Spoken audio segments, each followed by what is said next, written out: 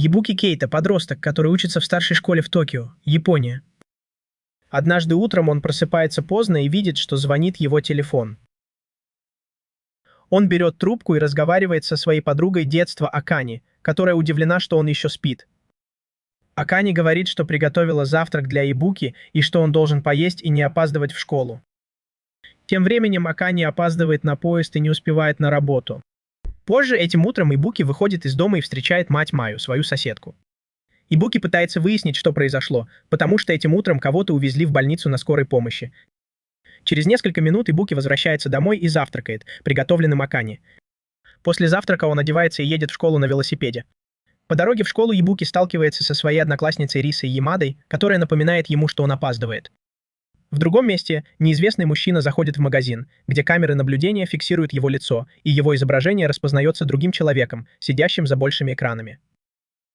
Ямада и Ибуки опаздывают в класс и видят, что их учитель пишет на доске. Обоих учеников впускают в класс, и когда они садятся за свои парты, Ямада замечает, что одноклассницы Касай нет. В другом месте по дороге идет странная девушка с собакой, и кажется, что она заблудилась. В школе Ибуки отказывается идти гулять с одноклассниками, говоря, что занят.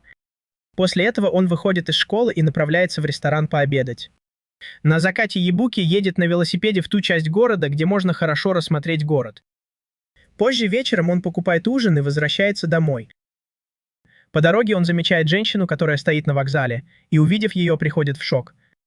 В другом месте Шизука, подруга Ямады из школы, спрашивает у Ямады, есть ли у нее сестра. Она спрашивает об этом, потому что видит еще одну девушку, похожую на Ямаду. Ямада, увидев эту девушку, шутит о существовании двойников. Ибуки тем временем едет на велосипеде за поездом, в который садится та женщина с вокзала. Через несколько секунд он теряет поезд из виду, потому что тот набирает скорость. Оказывается, что женщина, за которой он гнался, похожа на его мать, которая умерла несколько лет назад. На следующий день Ибуки просыпается от звонка Акани и, поговорив с ним, собирается в школу на велосипеде. Придя в класс, Ибуки узнает, что Ямада тоже видела кого-то похожего на нее вчера. Из-за этого он просит Ямаду быть осторожнее, и у Ямады складывается неправильное впечатление, будто Ибуки беспокоится о ней. Позже, в тот же день, Ибуки идет на вокзал и ждет, надеясь увидеть двойника своей матери. Немного подождав, он идет в свое обычное место, чтобы купить ужин. Пока Ибуки ест, Куро, та странная девушка, приходит туда, чтобы купить еду и поесть. Когда она достает деньги, чтобы расплатиться за еду, продавец замечает, что денег не хватает, и она расстраивается. Куро выглядит голодной после долгой прогулки, и Ибуки жаливается над ней и отдает ей свою порцию. Куро наблюдает, как она ест, и у нее просыпается аппетит, она быстро съедает еду, а ее собака ест вместе с ней. Через несколько минут Ибуки спрашивает о доппельгангерах, и Куро поправляет его, говоря, что такого не бывает. Вместо этого она объясняет, что существуют доппельгангеры, и добавляет, что это система, которая поддерживает баланс на Терре. Она также говорит, что на планете существует 3 версии одного человека с разными показателями удачи, и если они встретятся, то один из них умрет от болезни, несчастного случая или по другой причине. Оставшиеся 2 доппельгангеров, которые умерли, заберут удачу у тех, кто выжил. Через несколько секунд на место происшествия приходит странный мужчина с бейсбольной битой, бьет Куро по голове клюшкой для гольфа, а затем нападает на продавца, когда тот пытается защитить Куро. Когда мужчина собирается нанести смертельный удар Куро, Ибуки останавливает его и просит продавца вызвать полицию. Ибуки падает на землю, потому что он не так хорошо владеет приемами, как его противник. Куро лежит в нескольких метрах от Ибуки, а она встает, злая из-за того, что странный мужчина прервал ее обед. Мужчина называет Куро Матацуми Тама и продолжает атаковать ее бейсбольной битой. Хотя Куро намного меньше своего противника, она легко уворачивается от большинства его ударов и наносит ответный удар, который шокирует Ибуки, наблюдающего за их боем издалека.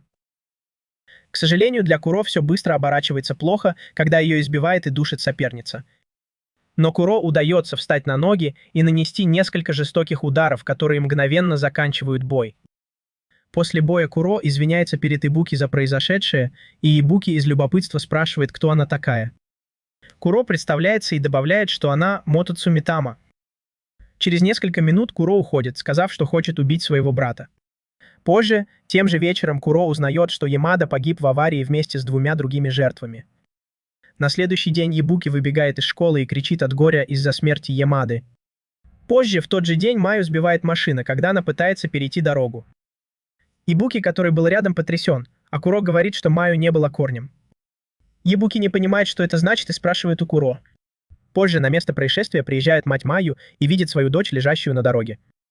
Позже, тем же вечером, странного мужчину, напавшего на Ебуки, пытает Сейдзи, член клана Шишигай. Сейдзи и другие присутствующие называют это место племенной конец, потому что у них есть силы, похожие на силы Мотоцумитамы. Кроме того, Сейдзи злится из-за того, что мужчина был побежден Куро. Вскоре Сейдзи использует свои силы, чтобы убить мужчину, а затем приказывает своим людям найти Куро и привести ее к нему, чтобы он забрал ее землю. На следующий день Ибуки приходит на похороны Маю, чтобы отдать ей последние почести. Спустя какое-то время он вспоминает, как Мэю рассказывала ему, что видела девушку, похожую на нее. В настоящем времени мама Мэю горько плачет, и Ибуки сопоставляет факты недавних смертей. Он понимает, что Ямада и Мэю умерли, потому что видели кого-то, кто был похож на них в прошлом. А еще его мать умерла, когда увидела кого-то, кто был похож на нее, когда она была еще жива много лет назад. В тот же день Акана едет на работу на поезде и беспокоится из-за холодного поведения Ебуки. На уроке Ебуки глубоко задумывается над тем, что Куро сказала ему раньше, и поэтому почти не слушает учителя. После урока учитель подходит к нему и спрашивает, не расстроен ли он из-за смерти Ямады. Ебуки отвечает, что нет, и рассказывает о своих недавних открытиях, когда учитель просит его об этом. Позже в тот же день Ибуки сидит один, злясь на то, что учитель не поверил ему. Придя домой, он видит, что свет включен, и думает, что Акана ушла, не выключив свет. Через несколько секунд Ибуки видит Куро, которая ест капусту на кухне. Увидев ее, он удивляется и спрашивает, что она здесь делает. Оказывается, Куро нашла дом Ибуки, потому что ее собака запомнила его запах. Через некоторое время Ибуки узнает, что это Акана привела Куро к нему домой, и спрашивает, зачем. Акана отвечает, что Куро упала в обморок, и добавляет, что она похожа на кого-то, кого знает Ибуки. После того, как Акане приготовила ужин, Ибуки говорит Куро, чтобы она ушла, и добавляет, что не хочет иметь с ней ничего общего. Когда Ибуки говорит это, Акане выглядит шокированной, а Куро извиняется перед Ибуки и сразу же уходит. Через несколько минут после ухода Куро Ибуки говорит Акане, чтобы она шла домой, и добавляет, что он уже поел перед тем, как прийти домой. Акане уходит, как и просил Ибуки, и по дороге домой думает о нем. Затем Ибуки сидит один в своем доме и ест еду, которую Акане приготовила для него. Ибуки ищет Куро в городе и через некоторое время находит ее в парке. Тем временем Сейдзи со своими людьми ищет Куро. Он надеется найти ее раньше Хию, своего начальника, чтобы забрать ее в Терру. Куро ест еду, которую ей дал Ибуки, и благодарит его. Ибуки спрашивает, кто она такая, и она отвечает, что уже говорила об этом. Куро объясняет, что Мотоцуми Тамас существует, чтобы поддерживать баланс в мире. Более того, Куро объясняет, что все в мире получают одинаковое количество ужаса, и что человеческая душа делится на 3 части по воле судьбы.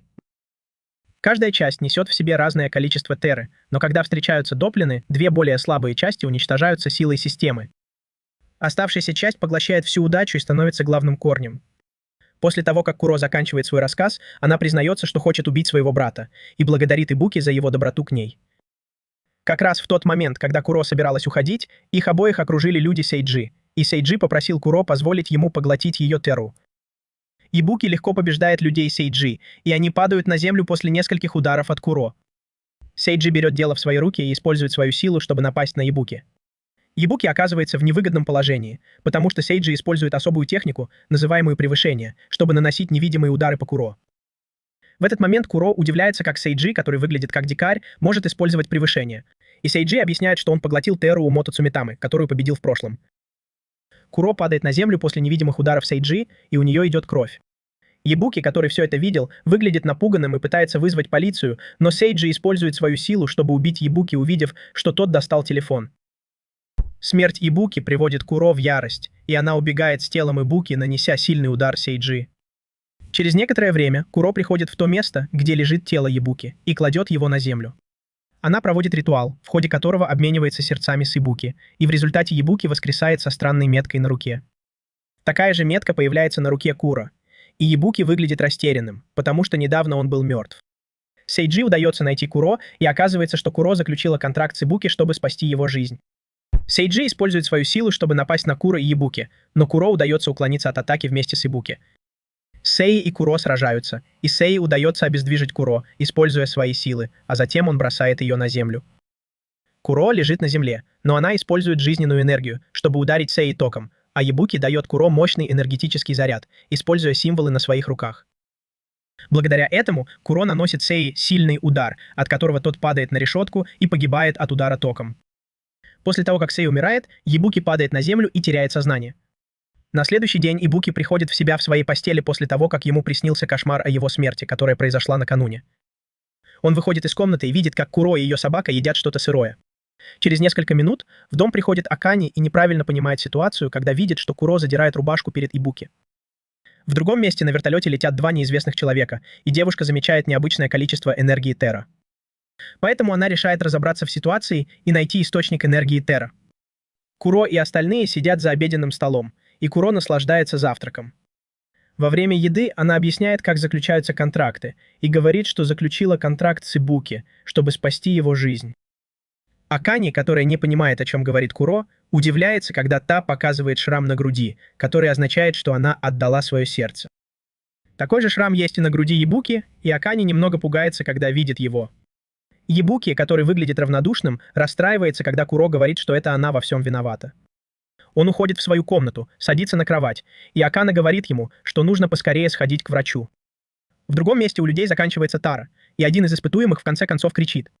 Человек, управляющий машиной, убивает испытуемого, потому что увеличивает мощность машины.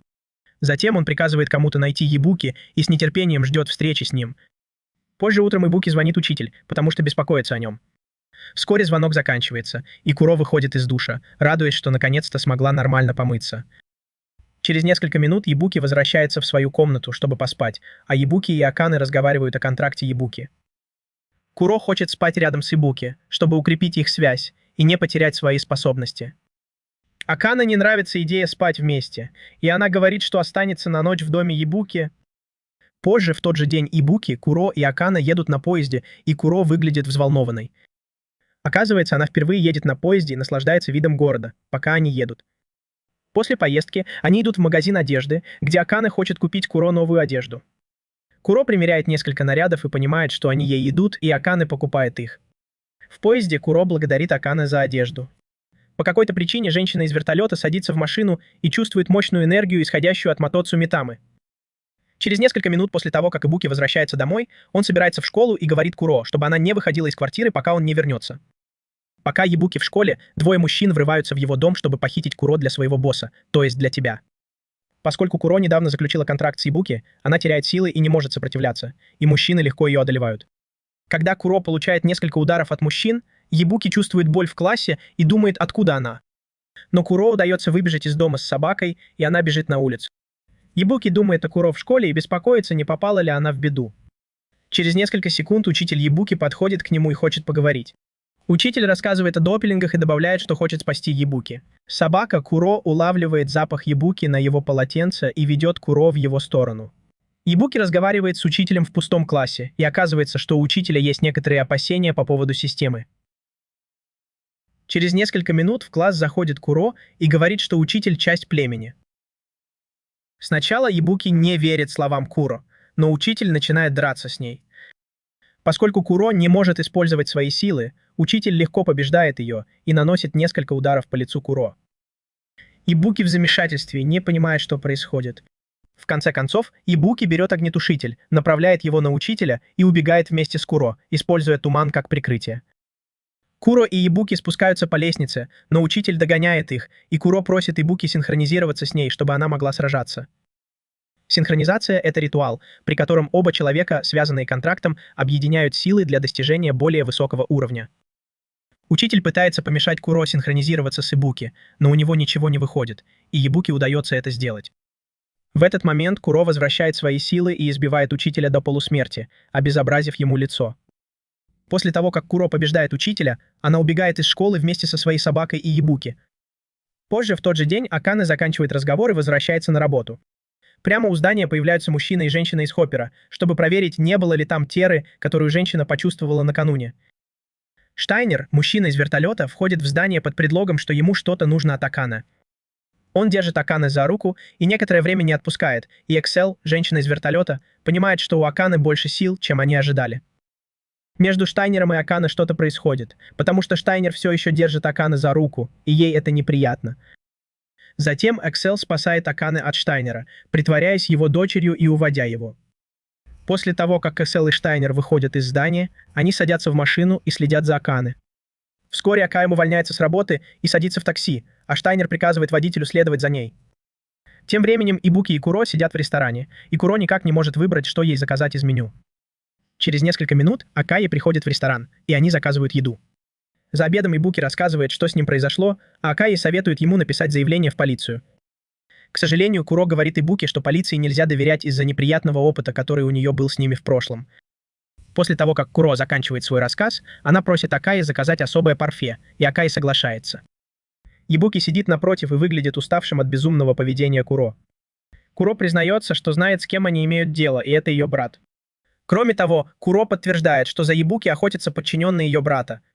Когда Куро просит Ибуки присоединиться к ней в борьбе против ее брата, Ибуки расстраивается и называет Куро эгоисткой. Он злится из-за того, что Куро появилась в его жизни и все испортила, поставив его жизнь под угрозу. Ярость Ибуки привлекает внимание других посетителей ресторана, и он успокаивается, когда замечает это. Тем временем Штайнер и Эксел следят за Ибуки и остальными из машины, и Штайнер выясняет, что Куро — источник Теры, которую они ищут. В другом месте учитель Ибуки просыпается в лаборатории, где он лежит на столе. Хаю, который тоже там, разочарован в учителе, потому что тот проиграл Куро сегодня днем. Чтобы спасти свою жизнь, учитель рассказывает, что Куро — та самая девушка, которая была с Ибуки. Получив эту информацию, он теперь точно знает, где Куро, но все равно держит нож у горла учителя. Он собирается провести какой-то мерзкий эксперимент на учителя, чтобы проверить, можно ли заключить контракт с помощью другого органа, а не сердца. На закате Кураки, человек, стоящий за большими экранами, встречается со своей начальницей Юки в ее кабинете. Во время встречи с Юки Кураки передает ей несколько документов на подпись. Оказывается, Кураки поручили найти двойника Юки, но ему не удалось его найти. Юки же, наоборот, хочет результатов. Поэтому Кураки возвращается в свой офис, чтобы продолжить поиски двойника Юки. Кураки находит двойника Юки на записи с камер наблюдения, и оказывается, что это Акани. По какой-то причине Кураки вырезает Акани из видео, но обращает внимание на Ибуки, который стоял рядом с Акани на видео. Позже тем же вечером Штайнер и Эксел наблюдают за Ибуки и остальными в машине. Когда Акани выходит из здания, Ибуки хватает ее за руку и убегает вместе с Куро. Он делает это, потому что замечает, что за ними следят в здании вместе с Куро и Акани. После того, как им удается отойти на безопасное расстояние, их окружают несколько мужчин на мотоциклах. Один из них связывается с Хию и сообщает, что видел Куро. Получив эту информацию, он приказывает мужчине привести Куро живым, добавив, что остальных можно убить. Получив приказ от Хию, мужчина нападает на Куро и остальных вместе со своими людьми, используя мотоциклы в своих интересах. Поскольку Куро еще не полностью восстановила свои силы, она зависает в воздухе, используя какую-то странную технику, и мужчины набрасываются на нее на своих мотоциклах. Вскоре один из людей Хию нападает на Акани на своем мотоцикле, но Штайнер вовремя появляется и спасает Акани.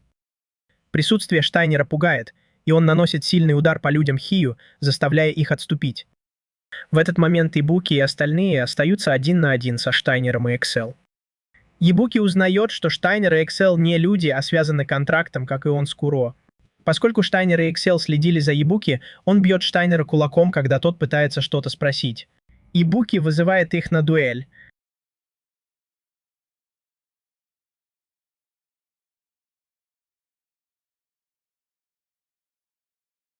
Первая атака Куро на Штайнера проваливается, потому что Штайнер блокирует ее.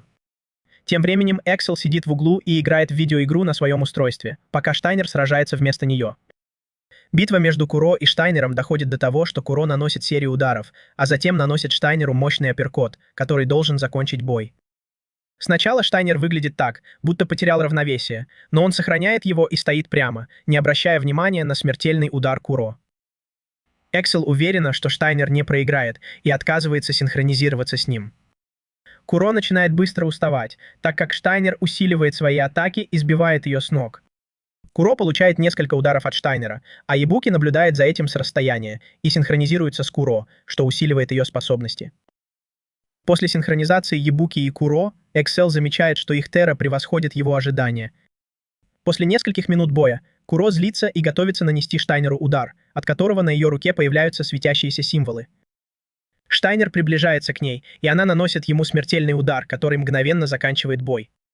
Техника, которую Куро использует, чтобы вырубить Штайнера, называется превышение, как и та, которую Сейджи использовал раньше.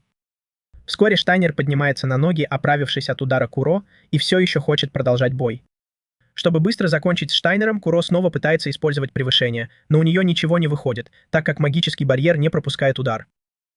Оказывается, барьер поставила Эксел, и Куро удивляется, как она смогла создать такой щит. Затем Эксель деактивирует барьер и приказывает Штайнеру использовать всю свою силу против Куро. После этого она синхронизируется со Штайнером, но Ебуки падает на землю, исчерпав всю свою теру из-за напряженного боя Куро со Штайнером. Затем Штайнер использует превышение, которое позволяет ему создавать копии самого себя, обладающие высокой скоростью. После этого он наносит Куро несколько быстрых ударов, так как она ослаблена. Ебуки, который это видит, пытается спасти Куро, но его останавливает один из клонов Штайнера. Их битва подходит к концу, когда Штайнер наносит последний удар по Куро, и та падает на землю. После битвы Штайнер отключается, выполняя просьбу Эксель. Эксель предлагает отвезти Акани и остальных в свой дом в обмен на информацию. Позже, тем же вечером, Эксель и остальные собираются в доме Ебуки, и Эксель начинает рассказывать о своем клане. Благородный клан — это союз кланов Мотоцумитама в Европе, и они поддерживают баланс сосуществования. В этот момент Ебуки начинает задавать вопросы и спрашивает, почему Эксель и Штайнер оказались в Японии. Эксель отвечает, что баланс сосуществования в Японии нарушен и что он близок к краху.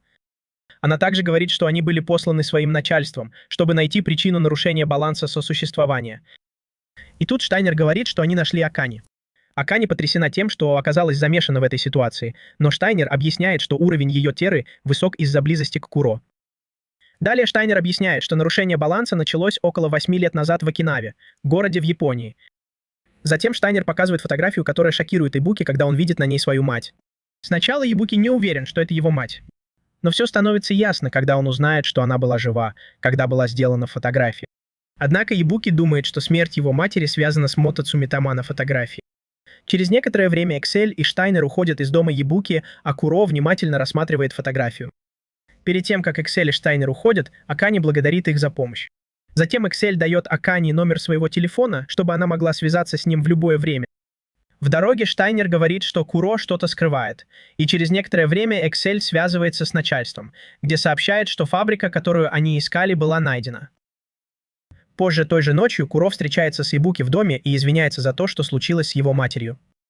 Она говорит, что на фотографии был ее брат, и она хочет победить его. По этой причине Куро говорит, что ей нужно поехать на Окинаву, чтобы победить брата и узнать правду о матери Ебуки. В конце концов, Куро еще раз извиняется перед Ебуки за то, что втянуло его в эту ситуацию. На следующий день Худжи Миками навещает старика в доме. Позже той же ночью она убивает нескольких человек и получает лекарства для старика в качестве компенсации. Ее работодатель говорит ей, чтобы она поторопилась и выполнила следующее задание, чтобы получить больше лекарства. После встречи с ним Миками возвращается домой и изучает информацию о своей новой цели – Куро. В конце она улыбается, глядя в экран компьютера. На следующее утро Ебуки выходит из дома, чтобы собрать деньги на поездку на Окинаву. Перед уходом он просит Куро не рассказывать об их планах Акани, потому что это может ее сильно встревожить. Миками едет за Ебуки на машине, а потом выходит из нее. Увидев Миками, Ебуки думает, что она из племени Энд, и немного пугается. После того, как Миками ясно дала понять свои намерения, Ебуки попытался сбежать, так как не хотел отдавать Куро. Но его попытки провалились, Микани легко догнала его и схватила за горло. Когда Микани подняла Ебуки в воздух, она заметила в нем что-то странное. Тем временем Куро почувствовал неладное и отправился на поиски Ебуки.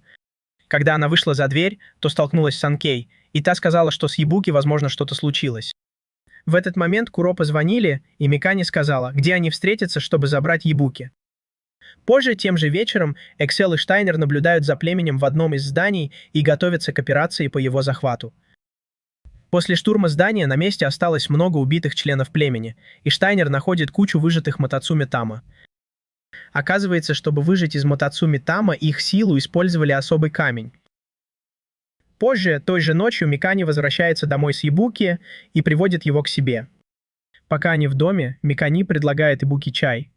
И через некоторое время Ебуки начинает задавать вопросы о Микани. Он узнает, что Микани из клана Гинга, она работает на клан Шишигами и получает за это деньги. Далее Микани говорит Ебуки, что он подчиненный, то есть умрет, когда увидит своего двойника.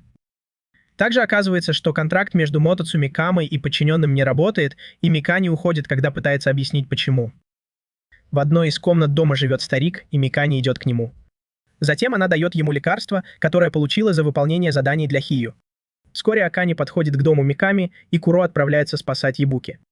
Появление Куро заставляет Миками оставить старика и пойти проверить, не проник ли кто-то в ее дом. Тем временем Куро подходит к Ебуки и выглядит взволнованным. Тем временем Ебуки злится, что Куро не сказал, что он САП.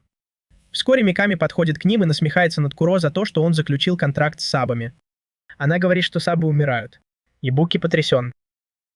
Через несколько минут Шинго, старик, выходит из дома и говорит, что он живой пример того, почему сабы не могут быть связаны с Миками Томасом.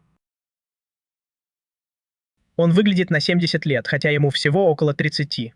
После того, как Ибуки и Куро узнают о ситуации Шинго, они шокированы, а Куро сочувствует Миками Шинго.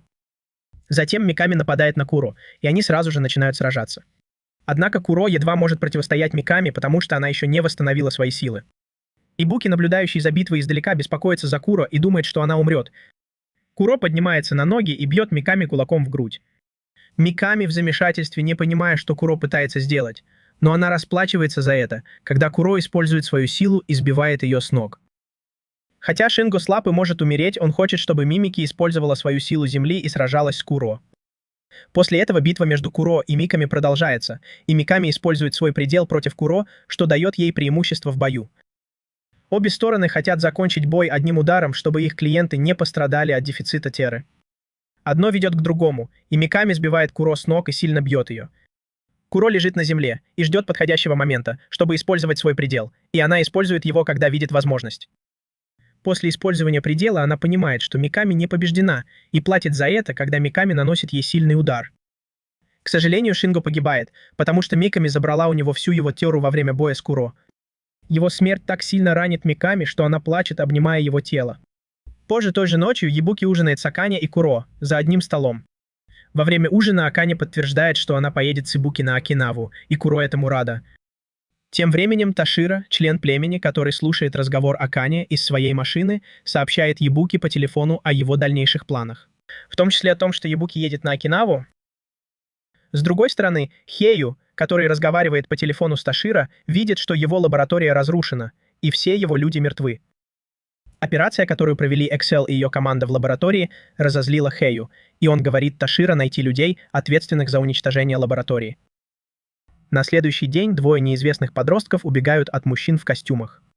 Акане, Ибуки и Куро отправляются в аэропорт, чтобы успеть на рейс. По дороге они видят вдалеке несколько племен. Из-за этого Акане тормозит и останавливает машину, скрипя шинами. Когда Куро и остальные выходят из машины, они видят, что племена нападают на Якумо и Риану, тех подростков, которых они встретили раньше. Акане предлагает помочь Якумо и Риане, но Куро почему-то выглядит невозмутимой и говорит, что все будет хорошо. Тем временем Якумо занимает оборонительную позицию и в одиночку побеждает всех представителей племен, которые там были, оставив Ибуки и Акане в шоке. Увидев Куро, Якумо обращается к ней как к принцессе и подходит, чтобы выразить свое почтение. Ибуки кажется странным, что Куро называют принцессой, и он спрашивает, почему. Оказывается, Куро принцесса клана Якумо, и тот подтверждает это. Кроме того, Якумо — это Мотоцуми Тама, заключивший контракт с Рианной. Куро рассказывает, что она заключила контракт с Ибуки, но Якумо выглядит потрясенным, когда слышит это, потому что чувствует в Ибуки немного теры. Он быстро понимает, что Ибуки — это подчиненный, а не главный герой. Далее Якумо рассказывает, что Рианна сбежала из группы Кенджи после того, как они сделали ее главным героем. То, что Якумо узнал, что Рианна сбежала из группы Кенджи, шокирует Ибуки и Куро. Через несколько минут Акане и остальные, включая Якумо, отправляются в аэропорт. По дороге Рианна начинает рассказывать о темных секретах группы Кенджи. Хотя группа Кенджи — это огромная компания, которая управляет другими фирмами, Рианна рассказывает, что они тайно создают главных героев. Кроме того, она утверждает, что компания контролирует главные семьи и обеспечивает их жильем и другими удобствами. Затем она добавляет, что сбежала, потому что ее хотели использовать в качестве подопытного кролика в компании. Однажды, когда Рианна пыталась сбежать из группы Кенджи, ее попытались остановить, но Якумо, который был там, спас ее, и так они познакомились. Вскоре разговор в машине заходит о Райшине, братья Куро. Когда Куро подтверждает, что Райшин ее брат, она соглашается рассказать Ибуки всю правду о своем прошлом. В аэропорту Якумо, Рианна и Акане обедают, а Ибуки где-то слушает историю Куро. Куро рассказывает, что ее клан жил в чистой земле, в мире, отличном от того, в котором живут люди. Она добавляет, что эта земля была домом для всех Мотоцуми Томаса. Несколько лет назад Куро сидит со своим братом, который рассказывает о природе Рай-Секи. Чистая земля защищена огромным рисовым секи, через который проходит огромное количество земли. Однажды мать Куро проводит церемонию гадания во сне, и после ритуала она выглядит недовольной увиденным сном. Позже в тот же день Якумо подбегает к Куро и сообщает, что Райшин убивает членов их клана. Получив эту информацию, она решает убедиться в этом сама, потому что не верит, что ее брат способен на такое. По пути к своему брату Райшину она видит на полу кучу мертвых тел и в ужасе убегает. Вскоре она добирается до места, где находится ее брат, и видит, что их мать привязана к камню и мертва.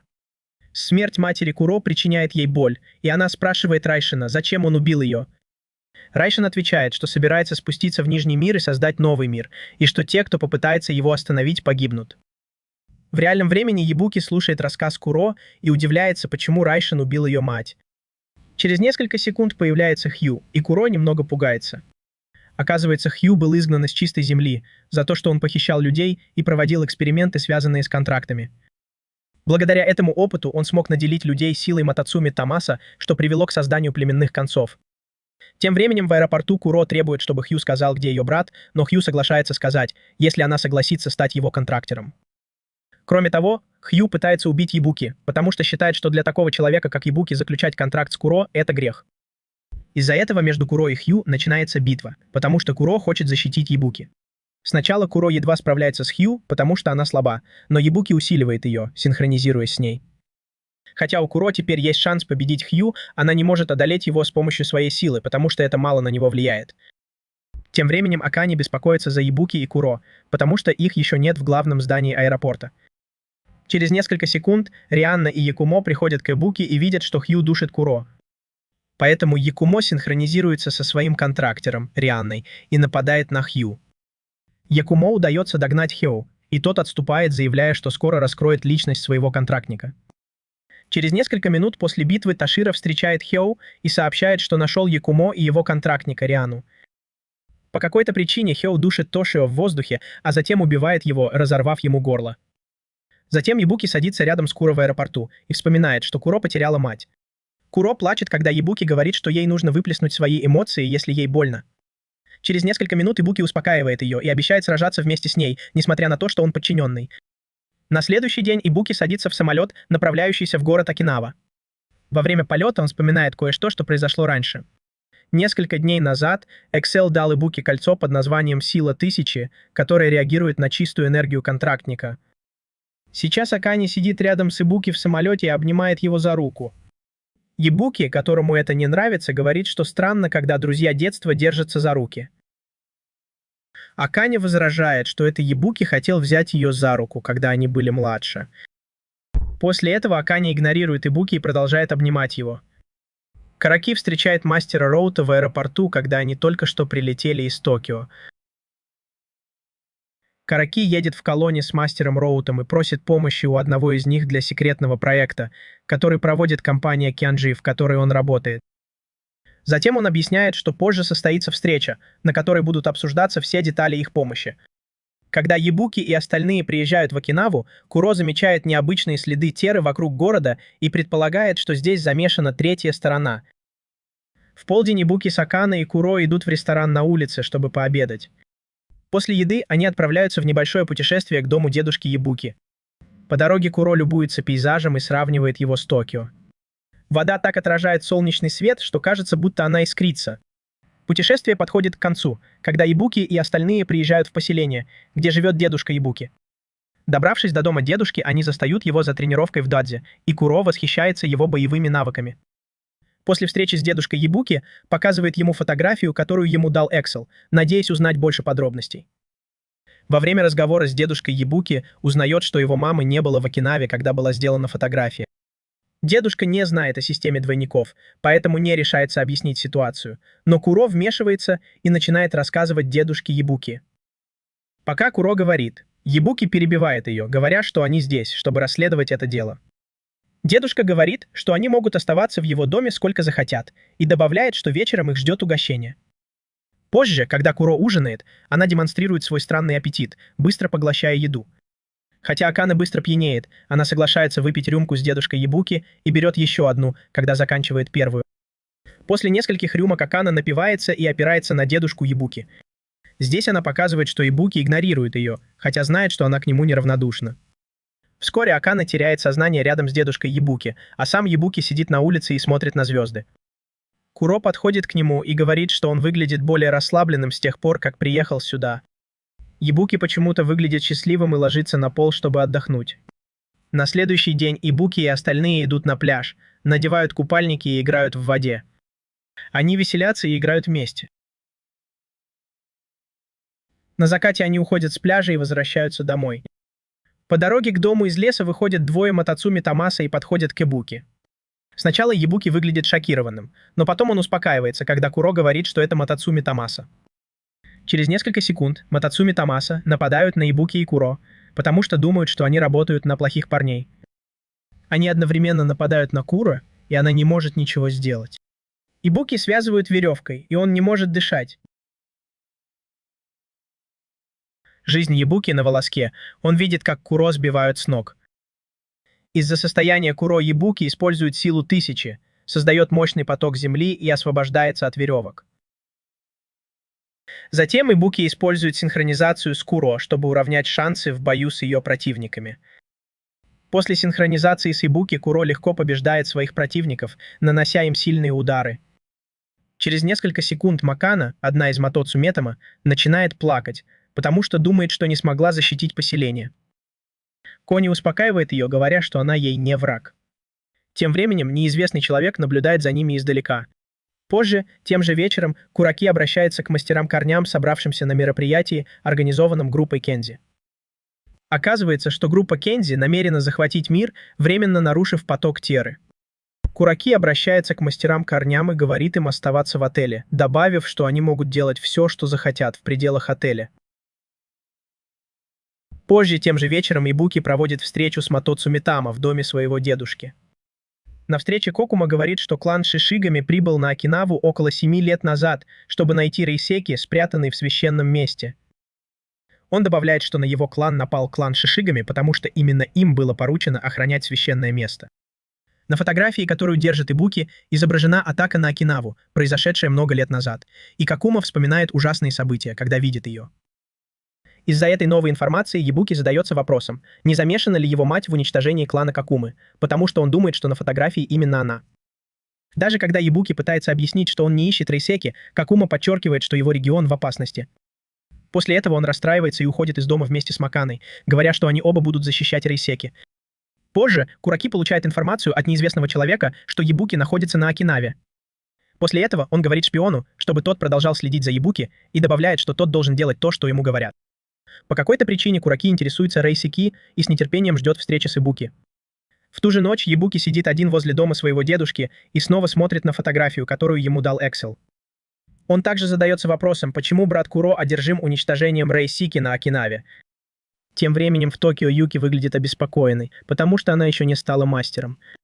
Она хочет найти своих допелей, чтобы стать мастером, и просит брата Куро, Райзена, ускорить поиски ее допелей, чтобы она могла стать мастером как можно скорее. Юки хочет стать мастером, чтобы доказать свою ценность семье и чтобы отец признал ее способности. Похоже, что у Юки отношения с Райзином, потому что у них обоих был короткий момент близости в офисе. Далее Райзин говорит, что хочет поехать на Окинаву, и добавляет, что в здании есть незваные гости. На улице перед штаб-квартирой Сианзи Excel Штайнер и несколько Мотоцуми Томасов из благородных собираются вместе. Когда они заходят в здание, Excel и ее команда оказываются окружены людьми в костюмах. Хотя Excel и ее команда в меньшинстве, Штайнер выглядит уверенным и начинает сражаться с противниками. Через несколько минут Бернхард, правая рука Штайнера, вступает в бой на этом этаже, а Excel, Якумо, Рианна и Штайнер поднимаются на верхний этаж, чтобы встретиться с Райзеном. Добравшись до офиса Райзена, они встречают его, который выглядит невозмутимым, попивая вино и облокотившись на стол. Продолжая, Штайнер спрашивает, каковы намерения Райзена, потому что он должен поддерживать баланс сосуществования, как Мотоцу Митама. По какой-то причине Райзен считает, что не обязан ничего объяснять Штайнеру, потому что думает, что Штайнер считает, что он не прав. В это время что-то необычное происходит с Райзеном, когда Тера яростно атакует его. Через несколько минут Штайнер синхронизируется с Excel и начинает сражаться с Райзеном. Во время битвы между Райзеном и Штайнером Райзен понимает, что Штайнер силен и быстро уклоняется от его атак. Райзен хочет закончить бой как можно быстрее, поэтому он создает мощный поток ЦИ и направляет его на Штайнера, в результате чего часть его кабинета разрушается. После этого Райзен побеждает в бою и выходит из кабинета, оставив своих людей убирать. Как только Рашен выходит из кабинета, туман рассеивается, и оказывается, что Штайнер выжил после взрыва. Excel создает мощный защитный барьер, который спасает Штайнера от атаки Рейзена, и поэтому воины племени продолжают сражаться с Экселом и остальными. Якумо синхронизируется с Риханой и побеждает пару воинов племени, используя свою невероятную скорость. Еще несколько воинов племени появляются из двери, но Штайнер использует свою способность к клонированию, чтобы победить их всех. Затем Штайнер и остальные поднимаются на крышу, чтобы встретиться с Рейзеном, но опаздывают, потому что вертолет уже улетел. Тем временем Юки едет на машине к месту назначения и по дороге размышляет о своей ситуации. Она хочет как можно скорее наполнить себя тарой и заключить контракт со своим возлюбленным, Рейзеном. Позже, той же ночью, Кураки благодарит своего шпиона Райгу за выполнение задания. По какой-то причине Кураки выглядит довольным, и кажется, что у него есть свои планы.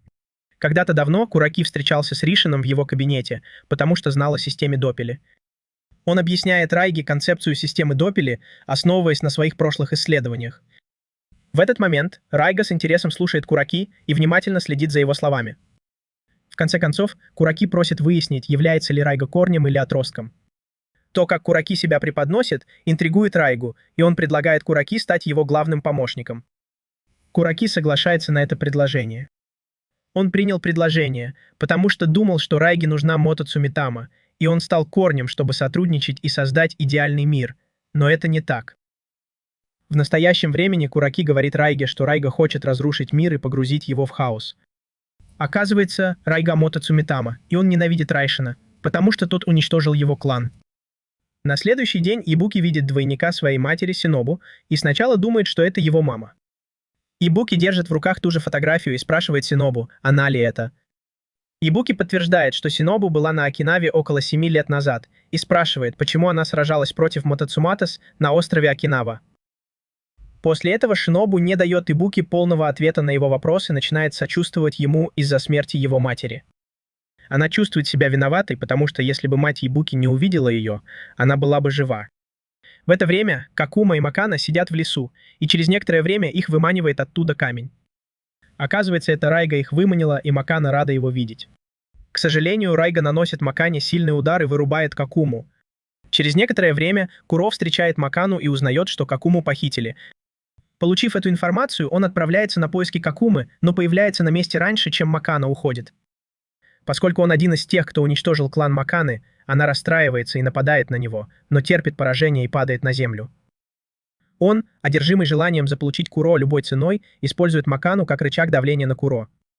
Куро пытается сопротивляться, но терпит неудачу, потому что у него недостаточно сил, чтобы сражаться с таким сильным противником, как он. После этого Райга вырубает ее, сказав, что Ибуки в опасности. Вернувшись к Ибуки, Шинобу кладет руки ему на грудь и начинает выкачивать из него землю. После того, как Шинобу выкачала всю землю из Ибуки, он теряет сознание, и она уходит. Но перед тем, как она уходит, Ибуки приходит в себя, и это шокирует Шину, потому что он не должен был быть в состоянии двигаться после потери такого количества земли. Несмотря на то, что Ибуки находится в критическом состоянии, он все равно собирается идти спасать Ибуки и встает на ноги, чтобы это сделать. В этот момент только Шинобу стоит между планами Ибуки, и он использует свое кольцо, силу 1000, чтобы направить на Шинобу мощный поток энергии. Тем временем Куро лежит на земле, связанная Хию, который, кажется, делает что-то жуткое, о чем я бы предпочел не говорить. Через некоторое время Акани выходит на поиски Ибуки, потому что давно его не видела. По дороге она видит, что Макана лежит без сознания на земле и думает, что же произошло. В пещере Хию держит Куро так, что она не может убежать. Когда Куро пытается вырваться, Хию хватает ее за ноги и швыряет на стену. Затем он начинает бить Куро, и через некоторое время Куро удается ударить Хию, и тот падает на землю. В этот момент Ибуки находится в пещере, и Куро рада его видеть. Но как только она пытается убежать с Ибуки, Хию догоняет ее и не дает уйти. В другом месте дедушка Ибуки заботится о Макане, которая все еще без сознания.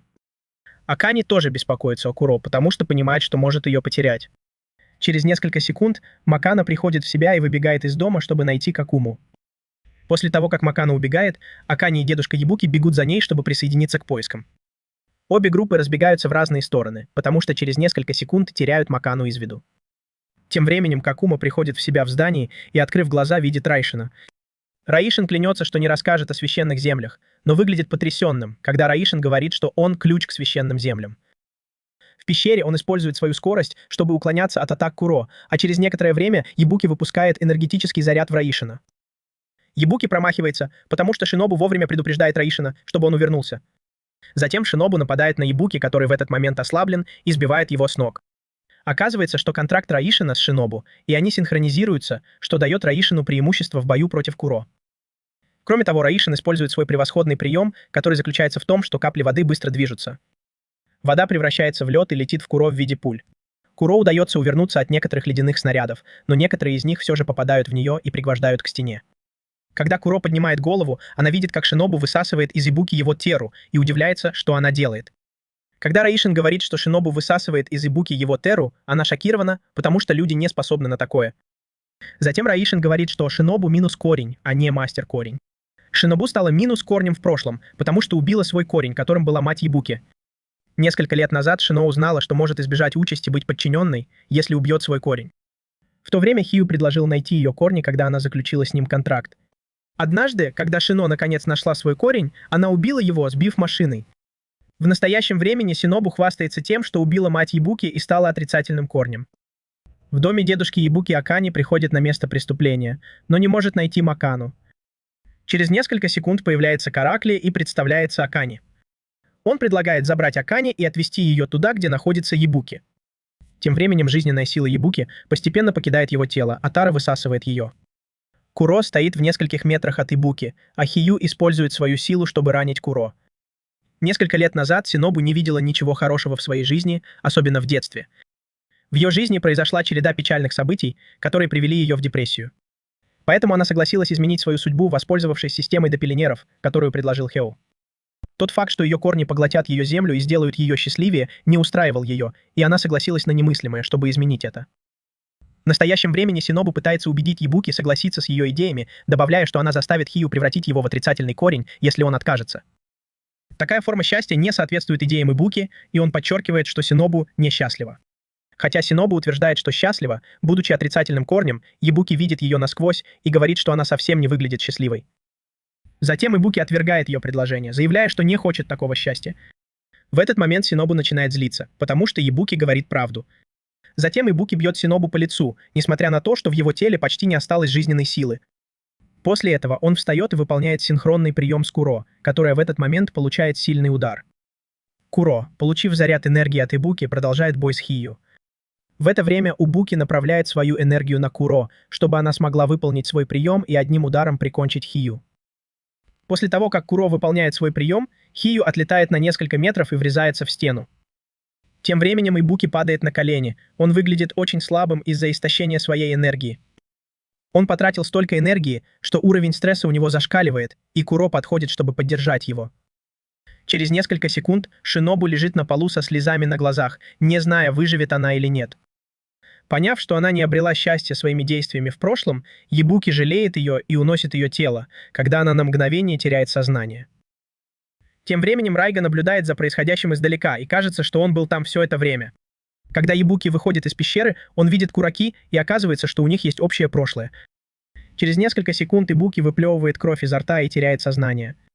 Несколько лет назад Кураки, которого тогда звали Савамура, трагически погиб. Однажды утром Ибуки приходит в школу и узнает, что его одноклассник Кураки умер, и он идет отдать ему последние почести. Из-за смерти Кураки Ибуки думает, что его судьба предрешена, потому что он потеряет любого, кто ему дорог. В настоящем Ибуки приходит в себя в доме Кураки и видит Акане и Куро, стоящих рядом с его кроватью. Сев, он видит Кураки, которого считал мертвым, и спрашивает, действительно ли он Савамура. Кураки подтверждает, что он жив, и объясняет, что Савамура, которого он знал раньше, мертв. Затем он говорит Ибуки, что хочет помочь ему, учитывая его нынешнее положение. В этот момент Кураки признается, что хочет восстать против Росина, и ему нужна помощь Ибуки. Тот факт, что Кураки все эти годы был жив, сбивает Ибуки с толку, и ему нужно время, чтобы осознать это, учитывая, что он еще не оправился. Поэтому Кураки начинает рассказывать, что произошло в прошлом, что привело к смерти Савамуры, его прежней личности. Несколько лет назад Кураки, тогда еще известный как Савамура, узнал о системе допелеров и встретился с Райшином в его офисе. Встреча с Райшином привела к тому, что Кураки стал работать на него, и в результате им пришлось скрыть его исчезновение. Чтобы Кураки исчез, его напарник, которого изначально звали Кураки, погиб, а Савамура инсценировал смерть мальчика, заставив всех поверить, что он мертв. Затем мертвого мальчика похоронили, а Савамура и Кураки работали на группу Кенджи, как и планировалось. Проработав на Райшина несколько месяцев, Кураки узнал, что Райшина интересовало только то, как он может использовать людей и систему доппелеров в своих целях. Поскольку Кураки хочет создать идеальный мир, идея использования людей противоречит его убеждениям. В то время Райшин организовал встречу для многих людей с их суррогатами, и в результате многие погибли. Это привело к созданию системы мастеров корней. Сейчас Кураки хочет использовать систему доппелеров для создания идеального мира. Но по какой-то причине Кор выступает против его идей, утверждая, что системой нельзя управлять. В ответ Кураки приводит веские доводы, что судьбой людей управляет система доппелеров. Затем он спрашивает, почему мотоцуиты могут участвовать в системе, которая их не касается. Несколько лет назад Кураки учился в одном классе с Ибуки, и его часто дразнили, потому что он был умным. Однажды один из учеников попытался его задирать, но он разозлился и схватил Кураки за рубашку. Ибуки пришел на помощь и отвлек хулиганов от Кураки. С тех пор Кураки начал общаться с Ибуки и называл его лицемером, потому что Ибуки считал, что Тедди счастлив. Но на самом деле он никому не открывал свое сердце. Позже, в тот же день, Кураки заметил, что Ибуки неосознанно отказался от прогулки с одноклассниками. После уроков они вместе ушли из школы на велосипеде Ибуки. По дороге Ибуки спросил, почему Кураки не общается с одноклассниками. Когда Кураки ответил, он задал Ибуки тот же вопрос, и Ибуки ответил, что боится судьбы. Он думает, что люди, которых он любит, умрут, и ряд печальных событий в его жизни заставили его смириться с этим. В конце концов, Кураки посоветовал Ибуки пойти против судьбы, добавив, что он тоже попытается использовать ее. Из-за этого он, похоже, уверен, что не умрет, даже если подружится с Ибуки. В настоящем Ибуки говорит, что он думал, что не сможет избежать своей судьбы после того, как Кураки инсценировал свою смерть. Затем Кураки предлагает Ибуки помощь, обещая, что тот не умрет случайно, если встретит своего противника. Он с нетерпением ждет ответа Ибуки, потому что тот не может ответить прямо сейчас. Куро выходит на улицу и встречает Кураки, который стоит один и смотрит на горизонт. Куро спрашивает Кураки, где его брат Райшин, потому что она хочет победить его. После того, как Куро говорит о своих намерениях, Кураки отвечает, что тоже хочет победить Райшина, и добавляет, что скоро откроется путь к Рейсеке. Кураки уверен, что Райшин будет там, и Куро сможет сразиться с ним. В доме Кураки Ибуки приходит в себя и пытается найти Куро, но Акана не дает ему этого сделать, говоря, что ему нужно отдохнуть. Акана всегда очень заботилась об Ибуки и не хочет, чтобы он умер. Она начинает плакать и говорит, что не хочет жить в мире, где нет Ибуки, и что она всегда хочет быть рядом с ним. Слезы текут по ее щекам, и Ибуки успокаивает ее. Он извиняется за то, что заставил ее волноваться, но Акана говорит, что он должен быть рядом с ней. Тем временем Куро подслушивает их разговор за дверью и убегает, когда слышит, что Ибуки закончил говорить с Акане. Когда он выходит из дома вместе с Акани, то видит Кураки, а потом узнает, что Куро ушла. Кураки говорит, что Куро хотела, чтобы он остался дома, но Ибуки слышит это. Ибуки пытается найти брата и по пути встречает Макану, которая ищет Какуму. Макана просит Ибуки помочь ей найти Какуму, и Куро соглашается. Рейга поднимает Кокуму в воздух и пронзает его кулаком, убивая на месте. Он сливает кровь Какумы в воду, и происходит что-то странное. Ибуки видит яркий свет вдалеке и спрашивает Караки, что происходит. Караки говорит, что барьер над священной территорией снят, и она видна. Но Ибуки уходит из дома Кураки, хотя Куро этого не хочет. Он хочет помочь ей, потому что она не может сражаться в одиночку, даже если это будет стоить ему жизни. Уход Ибуки расстраивает Акани. Ибуки уходит, а Акани подбегает к нему и обнимает. Она целует его и говорит, что будет ждать его возвращения. Позже, тем же вечером, Ришин плывет на катере к священной территории, а Макана держит тело Какумы на том месте, где его убили. Куро тоже там и говорит Макане, что она хочет пойти одна и победить брата. Через несколько секунд Ибуки догоняет Куро и говорит, что пойдет с ней сражаться с Ришином. В другом месте Кураки говорит Акане, чтобы та оставалась в его доме, и добавляет, что это самое безопасное место для нее, потому что она сабмиссив. То, что Кураки назвала Акане сабмиссивом, пугает ее, и она выглядит напуганной. Кроме того, Кураки говорит, что она сабмиссив главы группы Кианджи. Кианджи Юки, а это значит, что Акане убьют, если ее увидит кто-то из подчиненных Юки. Через несколько минут Райшин прибывает в святилище и начинает разрушать рассеки. Перед этим Ибуки приходит туда с Куро, чтобы помешать Райшину разрушить рассеки. Позже, тем же вечером, Кураки на катере отправляется в святилище вместе с Райгой. Куро спрашивает Райшина, почему он разрушил их мир в прошлом. Она говорит, что не может его простить. Когда Куро говорит, что хочет победить Райшина, тот смеется над ней, потому что она заключила контракт с Сабмиссивом. Куро приходит в ярость и синхронизируется с Ибуки, используя свой превышающий прием против Райшина. От удара кулака по земле проходит мощная энергетическая волна.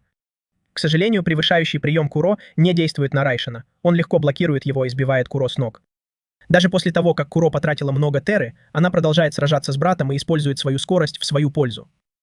Во время боя Райшин замечает, что Куро все еще проворно, даже после использования превышающего приема. Он удивляется, что Ибуки контролирует количество теры, которое использует Куро. В пылу сражения Куро видит брешь, и Ибуки заставляет ее использовать превышающий прием еще раз. Райшин видит ее атаку и быстро уклоняется от нее. Кроме того, Ибуки выпускает в Рейзин несколько энергетических зарядов, сила которых равна 1000. Рейзин уклоняется от всех атак, но наносит Ибуки сильный удар, от которого тот падает на землю. Когда Ибуки поднимается на ноги, Рейзин теряет много сил из-за использования слишком большого количества теры. Несмотря на состояние Ибуки, он все равно хочет, чтобы Рейзин продолжал сражаться, но это невозможно, так как его тера почти на нуле. Вскоре на место прибывает Якумо со своим контрактором Д, Риханой, чтобы защитить Ибуки и Рейзин. Также появляется Штайнер, который рад снова встретиться с Рейзином. Эксел выглядит уверенно, а затем говорит Якумо и остальным, что они должны уйти, чтобы она могла сразиться с Рейзином.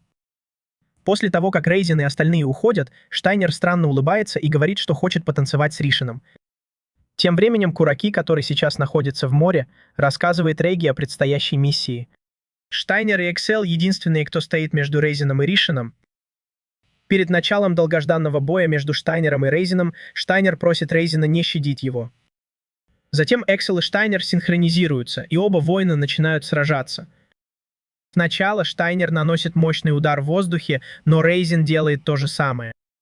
Когда Штайнер приземляется, он использует свою невероятную скорость, чтобы догнать Рейзина, но почему-то Рейзин не отстает. Рейзин признает мастерство Штайнера и хвалит его. Кажется, что Штайнеру нравится их бой, и он пользуется возможностью нанести Резнину сильный удар, от которого тот начинает харкать кровью. Резнин лежит, прижатый к стене, а Штайнер бьет его смертельным ударом. Удивительно, но Резнин блокирует его, держа кулак Штайнера одной рукой, и Штайнер в шоке. Затем Штайнер отбрасывает Резнина на несколько метров назад, нанеся ему ответный удар. После этого Штайнер впадает в ярость и бьет Резнина о землю, отчего тот отлетает в воздух. В этот момент, когда их бой переходит в воздушную фазу, Штайнер бьет Райшина, но промахивается. В другом месте Якумо и остальные выходят из пещеры и оказываются окружены членами племени Триба. Тот факт, что их окружили простые члены племени, раздражает Якумо, и он синхронизируется с Риханой и сражается с ними 1 на 1. Бой между Райшином и Штайнером доходит до того, что Эксел понимает, что если они продолжат, то оба погибнут. Но Штайнер надеется закончить бой одним ударом и активирует свое превосходство. Более того, ситуация становится интересной, когда Штайнер активирует превосходство, которое позволяет ему создавать клонов. Каким бы быстрым ни был Райшин, ему трудно уклоняться от всех атак клонов Штайнера. Райшина окружают многочисленные клоны Штайнера, и он получает от них серьезные удары. Через несколько секунд Штайнер одерживает победу, нанеся Райшину комбинированный удар, от которого тот отлетает на несколько метров. К удивлению, Райшин поднимается на ноги и оказывается позади Штайнера, готовясь нанести ему мощный удар. Штайнер уверен, что взрыв не причинит ему вреда, потому что Эксель использовала свою гексагональную стену, чтобы блокировать его. Когда Райшин посылает энергетический взрыв в своих противников, Эксель ставит свою гексагональную стену и блокирует его.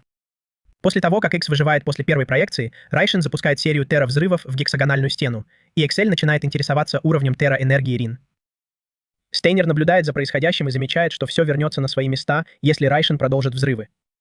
Подумав об этом, он использует своих клонов, чтобы отвлечь Райшина, а затем наносит ему смертельный удар. С другой стороны, Райшин и Штайнер сталкиваются в бою, и это вызывает мощный всплеск тера-энергии, от которого сотрясается вся пещера. Тем временем Якумо заканчивает сражение с племенем Энд. Он видит, как один из клонов Штайнера выбегает из пещеры с Эксель, которая в это время без сознания. Оказывается, Штайнер послал своего клона, чтобы спасти Эксель от битвы, чтобы она выжила.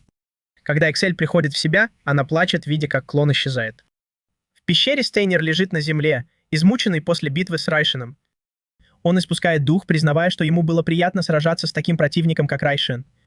Хотя у Райшина и Стейнера разные идеалы и убеждения, Райшин клянется никогда не забывать имя Стейнера. Но когда Райшин пытается уничтожить Рассаки, на него нападает Райга, контрактор Кураки, который посылает в Райшина светящийся меч, который пронзает его грудь и застревает в Рассаки. Затем Кураки показывает себя Райшину и говорит, что Райга — это Мотоцуми сама, заключивший с ним контракт. В прошлом Рейшин уничтожил клан Райги, поэтому он жаждет мести и хочет убить Рейшина. Кроме того, предательство Кураки связано с тем, что Рейшин хочет создать мир, в котором будут править только Мотоцуми Тамас. Когда Рейшин лежит, пронзенный Райки начинает притягивать к себе ужас, создавая черную дыру, которая засасывает Рейшина. Перед тем, как Рейшина затягивает в черную дыру, он говорит Кураки, что его идеи не воплотятся даже после его поражения. После того, как Рейшина затягивает в черную дыру, происходит мощный взрыв, который распространяется по всему миру. Через полгода после инцидента в Окинаве мир пострадал от последствий взрыва Райки. Однажды Куро идет одна по заснеженным улицам Токио. В это время ее окружают члены клана, которые совершают ошибку, угрожая ей. Но Куро игнорирует их и пытается уйти, но один из них хватает ее за одежду, провоцируя ее. Куро наносит несколько ударов по мужчинам в костюмах, обездвиживая некоторых из них, а затем уходит, даже не вспотев. Через несколько дней план Караки по созданию идеального мира вступает в силу, поскольку телефоны с функцией слежения за территорией уже распространены и используются людьми. В скором времени планируется запуск проекта по производству корней, в рамках которого будет произведено множество основных корней за счет жертвоприношения их подчиненных. Из-за растущего уровня основных корней акции Японии продолжают расти по сравнению с другими экономиками. План по размещению основных корней на стратегических политических позициях уже реализуется, и некоторые лидеры надеются изменить систему образования в пользу основных корней. В конце концов, Караки хочет контролировать судьбу человечества, и он верит, что сможет изменить мир. В один прекрасный день Караки получает информацию о том, что группа Благородная собирается напасть на них. По какой-то причине Караки не выглядит обеспокоенным и заявляет, что у него уже есть план. С другой стороны, полковник Бернхард получает от своего начальника приказ отменить план нападения на группу Кенджи. Бернхард не очень хорошо воспринимает эту информацию, потому что он долго планировал стратегическую атаку на штаб-квартиру компании в Токио. Лидер группы Благородные генерал Густав встречается с Караки в его офисе, и, похоже, он согласен с планом Караки по реорганизации человеческого общества. Кенджи, отец Юки, присутствует на встрече и говорит генералу Густаву, что готов помочь, если тот попросит. Вскоре встреча заканчивается, и они приходят к мирному соглашению. На закате Юки, дочь Кенджи, едет в машине с Кураки на специальное мероприятие. Поскольку недавно группа Кенджи захватила крупный банк, Кураки должен присутствовать на вечеринке, чтобы отпраздновать их победу. Он говорит Юки, что ей не обязательно идти на вечеринку, и Юки отвечает, что выполнит свои обязанности. Кроме того, Караки сообщает, что он обеспечил безопасность Юки и подтвердил, что ее напарник мертв, что дает Юки возможность выйти в свет. Вскоре они оба приезжают в отель Кенджи, где Кураки поднимается на лифте, чтобы увидеть Акани. Поскольку Кураки утверждает, что Ебуки доверил ему Акани, он не разрешает ей покидать отель, подчеркивая, что это слишком опасно. Ебуки и Бэ сейчас нет, и Акана очень скучает по нему. Позже, тем же вечером, Караки приходит на мероприятие вместе с Юки, и они заходят в зал, полный гостей. В другом месте Якумо и Рианна покидают полковника Бернхарда по приказу генерала Густава и направляются туда, где они встречают Куро, которая выглядит расстроенной. Куро получает от Якумо информацию о том, что нападение на группу Кенджи отменено, и уходит, услышав это. Поскольку Акана не отвечает на звонки, Якумо и Рианна подозревают, что она могла погибнуть от рук группы Кенджи. В нескольких метрах от Якумо находится здание, где лежит без сознания Ебуки, а его дедушка заботится о нем. Куро, которая только что вошла в комнату, рада видеть Ебуки, пока Макана помогает ухаживать за ним. Ебуки находится в коме после инцидента в Окинаве, и Куро хочет, чтобы он очнулся. Тем временем полковник Бернхард отказывается покидать Токио по приказу генерала Густава и намерен атаковать группу Кенджи, несмотря на то, что у него осталось мало людей. Во время встречи с Якумо и остальными вражеские Мотоцуми Тамас и их наемники из группы Кенджи прибывают на место, чтобы выполнить приказ Густава об отступлении. Кроме того, у врага есть информация, что Ебуки может быть в здании, и они намерены забрать его в группу Кенджи. Когда Куро понимает, что Ебуки в опасности, она выглядит испуганной и быстро бросается защищать его. Якумо, Бернхард и остальные занимают боевые позиции, чтобы отбиться от врага, а Куро избивает нескольких членов племени, приближающихся к комнате Ебуки. Прямо под ней Бернард синхронизируется со своим контактом и сражается с врагом, Мотоцуми Томасом. Якумо делает то же самое, но ему приходится нелегко, потому что его противник более опытный. Куро отвлекается и платит за это высокую цену, когда Мотоцуми Метама нападает на нее сзади. Бой, который происходит под ней, доходит до того, что Бернард и Якумо оказываются в невыгодном положении, потому что они не могут сражаться с тысячами искусственных противников, созданных группой Кенджи. Устройство похоже на кольцо Ебуки, но оно создает шестиугольный щит, который защищает пользователя. Теперь Бернард и остальные оказались в трудном положении, потому что они проигрывают в бою. Куро пробивает стену и падает в комнату Ебуки, где тот лежит без сознания. Через несколько секунд Мотоцуми Метама нападает на нее сзади и начинает душить. Когда Куро не может дышать, она смотрит на тело Ебуки и вспоминает, как он сражался за нее, даже когда был на грани. Поэтому она вырывается из рук врага и начинает сражаться. В какой-то момент Куро отбрасывает в сторону, и она падает на тело Ебуки. Когда их тела соприкасаются, Ебуки мысленно говорит ей, чтобы она продолжала сражаться. Сначала Куро шокирована, но Ебуки уверяет ее, что он полон сил. Враг, наблюдающий за происходящим, отбрасывает Куро в сторону и использует свой прием, чтобы помешать ей синхронизироваться. Но даже несмотря на это, Куро встает на ноги, когда ее переполняет сила, а потом Ибуки выходит из кома и приказывает Куро атаковать. Когда Куро использует свою силу, враг отражает ее, используя искусственную шестиугольную стену, чтобы заблокировать атаку. Несмотря на стену, Ибуки приказывает Куро продолжать, и она запускает серию атак, которые разрушают стену. Последняя атака пробивает стену насквозь, и Куро наносит удар врагу. Когда Ебуки очнулся, Бернхард и остальные пришли в восторг и начали сражаться, уничтожая вражеские щиты с помощью своей силы. Куро же в это время в ярости крушила врагов в оставшихся районах. Когда битва закончилась, враг отступил, а Куро и остальные были рады, что Ебуки очнулся. Той ночью Кенджи ужинает со своей семьей и рассказывает, что Кураки женится на Юки и станет членом семьи Кен, а также, что его сделают вице-президентом компании. Большинство братьев и сестер Юки, сидящих за столом, не согласны с решением отца, потому что они думали, что вице-президентом станет кто-то из них. На следующий день Караки узнает, что Ибуки сбежал, и приказывает найти его. Ибуки, Якумо и еще несколько человек ищут убежище в пострадавшем районе города. Ибуки беспокоится об Акане и жалеет, что отдал ее Кораки, ведь теперь она заложница. На крыше здания Куро стоит одна и размышляет о своем положении. К ней подходит Якумо и замечает, что Куро чем-то обеспокоена. Куро думает, что во всем произошедшем виновата она, и она несчастна, потому что ее брат не успел ответить на ее вопрос перед смертью. Куро очень расстроена, потому что знает, что если она будет сражаться, то заберет у Ибуки жизненную силу. В отеле Кензи Акане стоит у окна и любуется видом на город, размышляя, как долго она еще пробудет в этом здании. Юки лежит на кровати, держа в руке обручальное кольцо, и думает о Рейсине.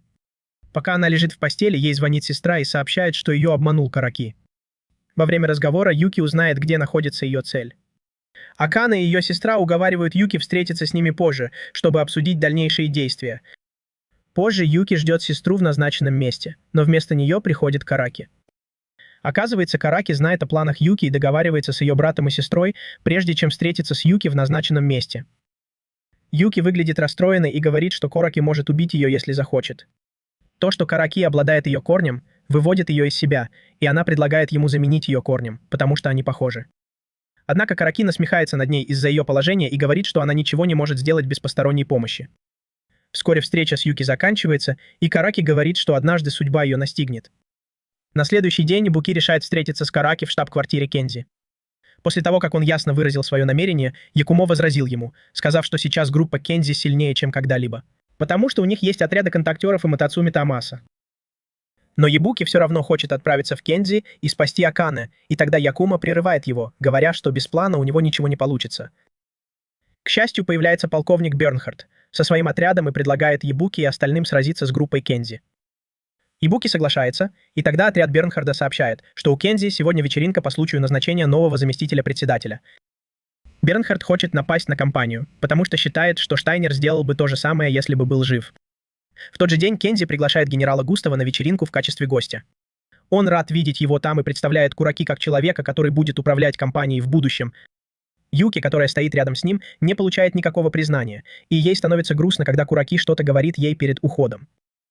Ситуация ухудшается, когда несколько Мотоцуми Тамаса замечают, что она подчиненная, и начинают издеваться над ней. Она уходит с вечеринки и возвращается в здание.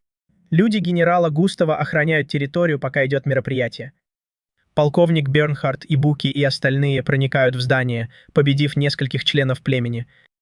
Когда Кураки становится заместителем председателя, он произносит речь, которая поражает всех присутствующих. Юки, которая слушает его из соседней комнаты, чувствует себя неловко, потому что она подчиненная и смотрит на свою сумку, в которой лежит пистолет. Пока навязчивые мысли крутятся у нее в голове, она берет пистолет, направляет его на себя и пытается нажать на курок. За секунду до того, как Юки нажимает на курок, на место происшествия приезжают Ибуки и Куро и прерывают речь Кураки, заставляя Юки остановиться. Кроме того, Кураки смеется над Ибуки, потому что тот подчиненный, и это вызывает у гостя смех. Куро и Ибуки выступают против плана Кураки по управлению миром с помощью системы Депильера, но Кураки не соглашается с доводами Ибуки. Ибуки, в свою очередь, клянется разрушить планы Кураки, и это вызывает у Кураки гнев. Юки, которая смотрит их разговор по телевизору, слышит взрыв в здании и задается вопросом, что происходит. Из-за взрыва в здании срабатывает пожарная сигнализация, и все гости разбегаются. Кензи, который в это время расстроен, спрашивает генерала Густава о том, что происходит, и тот отвечает, что разберется с ситуацией. С другой стороны, Ибуки спрашивает Караки о местонахождении Акани, а Акани, которая в это время находится в своей комнате, задается вопросом, что происходит. Однако полковник Бернхард и другие верные ему солдаты противостоят генералу Густаву. Полковник Бернхард, возглавляющий отряд, подчеркивает, что он не будет выполнять приказы генерала Густава. Скорее, он повторяет, что единственная цель Масуми Томаса – поддерживать баланс сосуществования. Несмотря на это, генерал Густав уходит от полковника Бернхарда после того, как на место происшествия прибывает группа солдат, верных ему. Вскоре полковник Бернхард и его отряд оказываются окружены бывшими коллегами, и все они готовятся к бою. На месте происшествия Караки пытается сбежать, узнав, что кто-то проник в VIP-комнату. Ибуки и Куро бегут за ним, но Рейга их останавливает. Перед тем, как Караки уходит, он говорит, что его Мотоцумитама очень силен, и что он победил Рейшина, брата Куро. Теперь между Ибуки и Рейгой стоит только Куро, поэтому он синхронизируется с Куро, чтобы она могла сразиться с их противником. Во время битвы Ибуки использует Теру, чтобы Куро оставалась достаточно сильной и могла сражаться с Рейгой. К сожалению, Куро не может попасть по Рейге, когда пытается использовать превышение, и в итоге ее отбрасывает на землю. Рейга уже собирается нанести последний удар, но тут вовремя появляется полковник Бернхард и спасает Куро от неминуемой смерти. Затем он приказывает Ибуки и Куро покинуть помещение, чтобы они могли сразиться с Рейгой сами. Тем временем Юки Кеджи заходит в комнату Акани и направляет на нее пистолет. Акани, которая в этот момент напугана, понимает, что она не суп, и Юки говорит ей, что Караки лжет. Теперь Юки должна убить Акани, потому что она ее видела, иначе ее ждет та же участь, что и других суп. Ее желание жить связано с тем, что она хочет, чтобы ее семья признала ее, и ради этого она готова стать минусовым корнем. Юки держит пистолет у лица Акани, собираясь нажать на курок. Даже когда жизнь Акани в опасности, она жалеет Юки, потому что, если бы ее не было, Юки не пришлось бы так страдать. Пока по щекам Акани текут слезы, Юки говорит, что такая, как она, не поймет, что она чувствует, но Акани перебивает ее, говоря, что человек, которого она любит, это Сап. Это откровение шокирует Юки, она не ожидала такого услышать. Кроме того, Акани чувствует себя плохо из-за того, что не смогла ничем помочь Ибуки. После всего сказанного Юки не может нажать на курок, глядя на Акани. Через несколько секунд в комнату входит Караки, отбирает у Юки пистолет и бьет ее по лицу.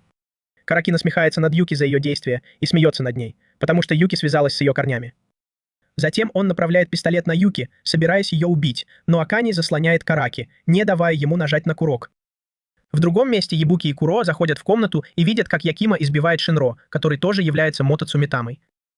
Оказывается, что Шинро был частью клана Куро в прошлом, но он последовал за Райшином и покинул чистые земли. Куро спрашивает Шинро, почему он предал их клан, но тот отвечает, что следовал за своим лидером. Затем он показывает свой контрактный герб, который в этот момент светится, что означает, что он синхронизировался со своим контрактным Д. Его контрактный Д, мастер корень Мэю, стоит на платформе и приказывает Шинро уничтожить Ибуки и Куро. Вскоре начинается битва между Куро и Шинро, поскольку контрактный Е Шинро дает ему много земли. Поскольку контрактный Е Шинро дает ему много земли, он одерживает верх в битве, легко побеждает Куро и сбивает ее с ног. Куро поднимается с земли, восстановив силы, и Ибуки приказывает ей продолжать бой. Во время второго столкновения Шинро и Куро пытаются использовать свою силу, но Ибуки усиливает поток Теры, чтобы помочь Куро. Пока Куро лежит на земле, Шинро понимает, что Ибуки контролирует количество Теры, которое он посылает Куро. И задается вопросом, как Ибуки может использовать такую продвинутую технику, будучи подчиненным. Он решает, что его главная цель — победить принцессу Куро, и продолжает сражаться с ней. В это время Куро грустит из-за того, что Ибуки теряет много Теры. Ибуки говорит ей использовать превышение, но когда она пытается, ее герб-контракт перестает светиться, и Шинро спрашивает, не хочет ли она пощадить его. По какой-то причине Куро не может синхронизироваться с Ибуки, и Шинро наносит ей сильный удар, выполняя приказ своего контрактора. В комнате Акани Кураки спрашивает ее, почему она защищает Юки, которая пришла убить ее. Акани отвечает, что их обоих обманули и использовали. Услышав это, Кураки смеется и снова подчеркивает, что Юки и Акани встречались, а значит Юки умрет, и ее удача достанется Акани. Ибуки не может синхронизироваться с Куро, и Якумо говорит, что Куро, возможно, отказывается от Теры Ибуки. Он объясняет это тем, что Куро не хочет, чтобы Ибуки умер из-за потери Теры, поэтому подсознательно отвергает ее. После этого Шинра приказывает Якумо атаковать, и тот синхронизируется с Риханой, чтобы защитить Куро. Во время битвы между Якумо и Шинрой он едва успевает за своим противником, но тот его побеждает и швыряет на землю. Ибуки, который видит, что происходит, берет дело в свои руки и использует свое кольцо, чтобы выпустить энергетический заряд в Шинру. Но заряд не причиняет ему вреда, потому что Шинра использует свои защитные навыки и блокирует его. Но Ибуки не знал, что Ибуки целился не в него, а в потолок. Через несколько секунд потолок над Шинрой обрушивается, и Акани, которая была на верхнем этаже, тоже падает. Ибуки наконец-то видит Акани после нескольких дней ожидания и получает от нее объятия. Кураки наблюдает за ними с верхнего этажа и уходит, а Юки поднимается на ноги. Поскольку Юки из семьи Кенджи, Ибуки чувствует себя неловко рядом с ней, но Акани говорит ему, что все в порядке. Юки предупреждает всех, кто находится на месте происшествия, чтобы они уходили, потому что скоро прибудут другие люди, чтобы их похитить, и добавляет, что на крыше есть вертолет. В другом месте контрактница Джун, Бернхард, подвергается нападению Мотоцуми Тамы, когда она приказывает Бернхарду использовать его силу. Из-за этого Райга легко побеждает полковника Бернхарда, потому что тот отвлекается на Джун. Через несколько минут Акани и остальные добираются до крыши, где они собираются улететь на вертолете. Акани и Юки первыми садятся в вертолет, но как только Ибуки и остальные собираются сесть в вертолет, Райга использует свою силу, чтобы уничтожить путь к вертолету. Из-за этого Ибуки говорит Акане, чтобы она уходила без него, чтобы он мог выиграть для них немного времени. Через несколько минут после взлета вертолета пилот по какой-то причине теряет управление, и вертолет падает в море. В это время Кураки показывает Ибуки его корень, и это пугает Ибуки и Куро. Из-за работы системы доппельгангеров Ибуки должен умереть, увидев свой корень, который сидит в инвалидном кресле. Коварная Кураки пытается убедить Ибуки избежать своей судьбы, убив его корень, чтобы выжить самой. Но Ибуки отказывается. Он решает не убивать свой корень, но клянется победить Кароки и разрушить его мечты, прежде чем умрет. Отказ Ибуки связан с тем, что он не может жить ценой жизни другого человека. Учитывая ситуацию, Ибуки уже не хочет жить. Он говорит Куро использовать его землю, даже если это убьет ее. Куро соглашается с условиями Ибуки, синхронизируется с ним и принимает боевую стойку против Райги. Шинра появляется на месте происшествия и вспоминает, что его битва с Куро еще не окончена. После того, как Куро заряжается землей Ибуки, она вступает в воздушный бой с Шинрой. Во время боя Куро фокусирует свою землю на определенной точке и наносит Шинре сильный удар, от которого тот отлетает к стене. Удар шокирует Кураки и Райгу, они не ожидали, что Ибуки способен на такое. Шинра приходит в себя и продолжает бой с Куро, но все его удары блокируются. Их битва продолжается до того момента, когда Куро видит брешь в защите Шинры и использует свой предел, чтобы победить его. Шинра падает с небоскреба, признает силу Куро и теряет сознание. Ибуки, потеряв много теры, падает на землю, но просит Куро продолжать синхронизацию. По какой-то причине Кураки уверен, что Райга победит Куро в этой битве. Через несколько секунд Куро вступает в жестокую схватку с Райгой, и тот использует свой предел, как и просил Кураки.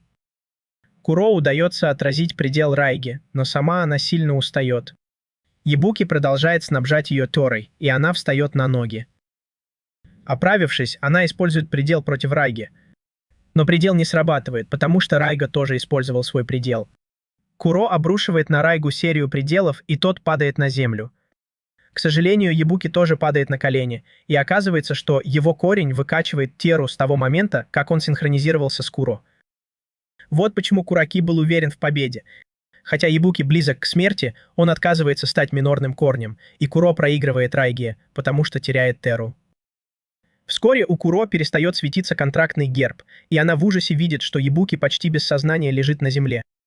Незадолго до того, как Ибуки испускает дух, он говорит Куро, что не жалеет о том, что заключил с ней контракт, и что она должна заключить контракт с корнем, чтобы стать достаточно сильной для борьбы. После смерти Ибуки контракт Куро с ним заканчивается, и она поднимается на ноги, готовая сражаться в одиночку.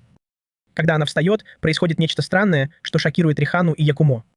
На руках Куро появляются два контрактных герба, по одному на каждой руке, и то же самое происходит с телом Ибуки.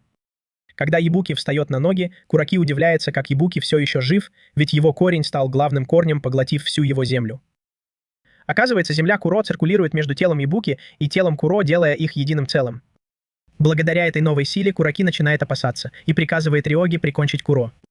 Рёга призывает своего Эквида против Куро, Куро делает то же самое, и их атаки сталкиваются в нейтральной точке. Из-за усиленного потока земли в теле Куро она побеждает Эквида Рёги и побеждает его. Прежде чем Рёга испускает дух, он благодарит Кураки за то, что тот позволил ему отомстить за свой клан, убив Райшина. Кураки разочарован и спрашивает, почему судьба предала его. Он просто хочет, чтобы Ибуки поддержал его в его планах, но Ибуки думает иначе. После странного разговора о судьбе, Кураки предлагает начать все сначала с Ибуки, но тот отказывается, заявляя, что уничтожит судьбу и дурацкую систему вместе с ней. На нижнем этаже здания Джун дает Бернхорду преимущество в бою. Ей удается разрушить защитный барьер противника. Полковник Бернхард одерживает победу в битве, затем выходит из комнаты и находит Ибуки с остальными.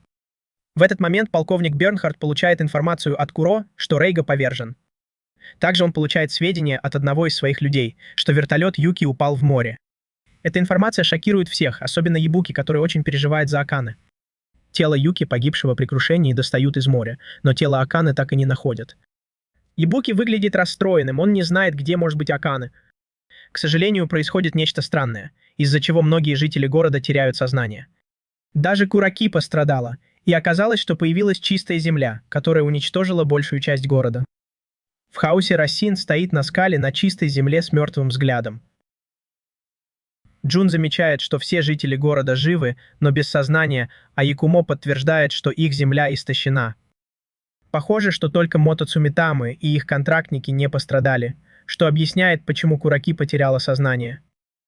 Через некоторое время Джун и полковник Бернхард отправляются в святилище, чтобы выяснить, что происходит, так как из-за этого жители города потеряли сознание. Через несколько минут Ибуки и остальные отправляются на остров, чтобы самим все осмотреть. Добравшись до определенного места на острове, Куро замечает что-то странное, но лжет, когда Ибуки спрашивает ее. Позже той же ночью Ибуки и остальные ложатся спать после долгого путешествия. Куро трудно заснуть, и она встает, почувствовав что-то странное в атмосфере. Поднявшись, она встречает Риану, которая предлагает ей перекусить. Тем временем Ибуки думает об Акане и задается вопросом, где она может быть. На следующий день Ибуки и остальные отправляются на остров. Через несколько минут пути они встречают Мотоцуми Таму по имени Наму, которая сидит на платформе. Куро, увидев Наму, приходит в ужас, потому что она не из священных земель, и спрашивает, кто она такая. Наму подтверждает, что она Мотоцуми Тама и находится здесь, чтобы записывать историю. Члены ее клана – историки, которые постоянно ведут летопись с момента сотворения мира. По какой-то причине Наму уверена, что история скоро изменится, и поэтому она здесь, чтобы ее записать. Ибуки не нравится, что история скоро изменится, и он спрашивает Наму, что она имела в виду. Наму отвечает, что все рисяки по всему миру были разрушены одновременно, и это лишает Ибуки и остальных дара речи. Наму также подтверждает, что все теры из разрушенных рисяки прибудут на остров, потому что рисяки там — это рюусей. Кроме того, она объясняет природу рисяки и переходит к рассказу о рюусей, в котором запечатана сила Масагами. Масагами — это божество, рожденное из теры, когда был создан мир. Согласно истории, люди Масагами и Мотоцуми Тамы были рождены из теры и существовали в разных мирах. Из-за жадности Масагами он забрал гармонию природы у Мотоцуми Тама и вторгся в земли людей. Поскольку люди создавали алтари для разных божеств, Масагами пришел в ярость и решил убить всех людей и их теру, чтобы завладеть ими. Именно в это время Мото Цумитама заключили договор с людьми и сражались с Масагами. В то время битва была ожесточенной, и спустя столетия Масаги были побеждены, а их сила запечатана в Рюсее, включая и сам Рюсей. Однако Масаги отказались умирать и наложили проклятие на человечество, прежде чем их запечатали. Это проклятие объясняет систему Допелин, и когда Ибуки узнает об этом от Наму, он теряет дар речи. Продолжая, Наму объясняет, что когда количество главных корней увеличится, количество теры в мире станет максимальным, и сила Масаги, запечатанная в Рюсее, возродится. Затем она добавляет, что любой, кто получит силу Масаги, может стать разрушителем мира, и Ибуки и остальные ошеломлены, услышав это. Через несколько секунд после того, как Наму заканчивает свою лекцию, на место прибывает Мото Цумитама по имени Араги из клана Гинга со своим контрактором, чтобы победить Куро и получить силу Масаги. Затем он говорит, что он не единственный, кто хочет получить эту силу, и Куро выглядит испуганной, когда слышит это. В другом месте Ратин окружен полковником Бернхардом и его людьми. Бернхард и его люди намерены сразиться с Ратином и не дать ему получить силу Масаги. Тем временем на окраине острова Араги синхронизируется со своим контрактором и готовится сразиться с Куро. Куро делает то же самое с Ибуки, и она готовится к битве со своим противником. Якумо хочет помочь Куро, но Риана не соглашается, потому что он еще не полностью восстановился. Вскоре начинается битва между Куро и Араги, когда Сора, контрактница Араги, использует свои 1000, чтобы поместить Ибуки и Куро в поле повышенной гравитации. Из-за этого эффекта Куро и Ибуки чувствуют себя очень тяжелыми и почти не могут двигаться. Но на Араги это не действует, потому что он уже тренировался в таких условиях. Через некоторое время Куро удается подняться, несмотря на сильное давление на кожу. Она пытается ударить Араги, но это не действует на него. Тогда Араги говорит, что все ее атаки будут бесполезны, если она не использует силу притяжения Земли в свою пользу. После этого Араги сильно ударяет Куро о землю, и Куро чувствует двойное воздействие. Зная это, Куро отвлекает Араги, защищая его от энергетических взрывов, и использует свой прием превышения сверху. Ее удар наносит Араги такой урон, что он начинает воспринимать бой всерьез, потому что раньше недооценивал Куро. В это время Ибуки выпускает энергетический взрыв в Сору, который уничтожает ее искусственные 1000. Теперь битва Араги и Куро идет на равных, и Куро наносит Араги несколько ударов, которые завершают бой. После победы в бою Куро подтверждает, что ее брат на острове, и говорит, что чувствует его с тех пор, как попала на остров. В другом месте люди полковника Бернхарда падают на землю, побежденные Райшином. Джун и Бернхард остаются в сознании, и они оба вступают в бой с Райшином. Через несколько секунд полковник Бернхард синхронизируется с Джуном и использует свой прием превышения против Райшина. Его сверхспособности позволяют ему двигаться с невероятной скоростью и наносить смертельные удары. Даже после того, как Бернхард несколько раз подряд атакует его, Райшин умудряется оправиться и встать на ноги. В этот момент Райшин заканчивает бой с Бернхардом и выпускает в него мощный энергетический заряд. Куро продолжает свой путь по острову и через некоторое время чувствует террурин. Но на этот раз она более сконцентрирована. Якумо тоже чувствует террурин, и Ибуки задается вопросом, не хочет ли Рин заполучить силу Масагами. Несколько дней назад Миками ночью окружили дикари. Один из мужчин в костюме совершает ошибку, прикасаясь к ней, и все они падают на землю. После победы над дикарями Эксел выходит из тени и предлагает заключить с ней контракт, чтобы отомстить за Стейнера, ее предыдущего работодателя. Сейчас Миками и Эксел находятся на острове и продолжают поиски Эрен. Позже, тем же утром, Куро и Ибуки отправляются на поиски Эрен. Через некоторое время Якумо не может идти в ногу с Куро из-за своего состояния здоровья. Сначала Ибуки предлагает подождать, пока Якумо не поправится, но, услышав странный звук, он идет в лес вместе с Куро. Тем временем Тенма Мотоцуми Тама наблюдает за Ибуки и Куро из магического круга. Его коти Кахаку, который висит на дереве, рад, что у них есть добыча. Обе стороны хотят заполучить силу Масагами и не остановятся ни перед чем, чтобы ее получить. Когда Куро и Ибуки заходят в лес, Куро чувствует присутствие врага, Мотоцуми Тама. Куро и Ибуки слышат вдалеке ужасающий голос, который угрожает им в лесу. Через некоторое время какие-то лианы пытаются схватить Куро и Ибуки, но им удается вырваться. Тенма может управлять растениями в лесу и использует их, чтобы напасть на Куро и Ибуки. Эксел и Миками наблюдают за Куро и Ибуки издалека, и она замечает, что синхронизация Ибуки с Куро стала глубже. Тем временем в лесу Кахаку смеется, когда на Куро нападают лианы. Лианы так сильно сжимают Куро, что она не может двигаться. После недолгой борьбы Ибуки выпускает энергетические заряды в лианы, освобождая Куро. Кроме того, Тенма злится из-за того, что Ибуки выстрелила в его лианы. Поэтому он использует свои лианы, чтобы схватить Ибуки и Куро. Ибуки удается освободиться и вытащить Куро из плена, выпуская еще больше энергетических зарядов в лианы. Битва между Куро, Ибуки и врагом кажется сложной, потому что они не знают, где находится враг. Однако Пуни-Пуни, собака Куро, находит Кахаку и больно кусает ее за задницу.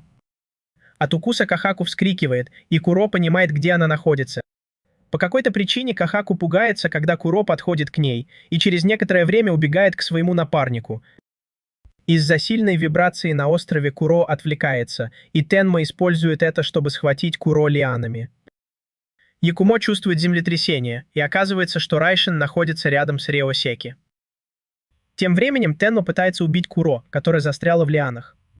Как только острые лозы достигают Куро, она превращается в кого-то другого. Ибуки освобождается от лоз и чувствует что-то странное в земле Куро. По какой-то причине Райшин тоже чувствует что-то странное в Куро, когда касается ее земли.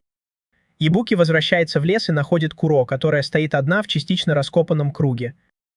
Ибуки спрашивает о Тенме и Кахаку, и Куро отвечает, что они, возможно, убежали. Тем временем Кахаку, вся в крови, в ужасе стоит рядом с мертвым Тенмой, висящим на дереве. Позже в тот же день Ксел и Миками встречаются с Райшин в лесу. Ксел хочет отомстить за Стейнера, и после того, как она объясняет свои намерения, Райшин убеждает ее не тратить впустую жизнь, за которую погиб Стейнер. Но Ксел все равно хочет сражаться, и Миками соглашается биться до смерти. Через несколько секунд Ксел синхронизируется с Миками и занимает стратегическую позицию для битвы с Райшин. Первая атака Райшин, направленная на Ксел, блокируется гексагональной стеной Ксел, которая выглядит еще крепче, чем раньше. Райшин запускает несколько энергетических взрывов в Миками, но Ксел создает гексагональные стены, чтобы защитить ее, что дает им преимущество в бою с Райшин. Миками вступает в рукопашный бой с Райшин, используя свою скорость, чтобы уклоняться от всех ударов. Через несколько минут Райшин запускает в Ксел серию энергетических взрывов, но Ксел блокирует их гексагональной стеной. У этой стены появилась новая функция – она поглощает энергию взрывов, которые попадают в нее. Затем Ксел направляет эту энергию на Райшин, нанося ей большой урон. Миками пользуется моментом и атакует Райшин, которая ослабла после полученных ранений. Когда она пытается нанести удар, чтобы прикончить противника, Райшин почему-то улыбается и выглядит уверенным. Ибуки и Куро слышат взрыв и прибегают на место происшествия. Они видят, что Миками лежит на руках у Эксел, ослабев после атаки Райшина, который, кажется, куда-то исчез.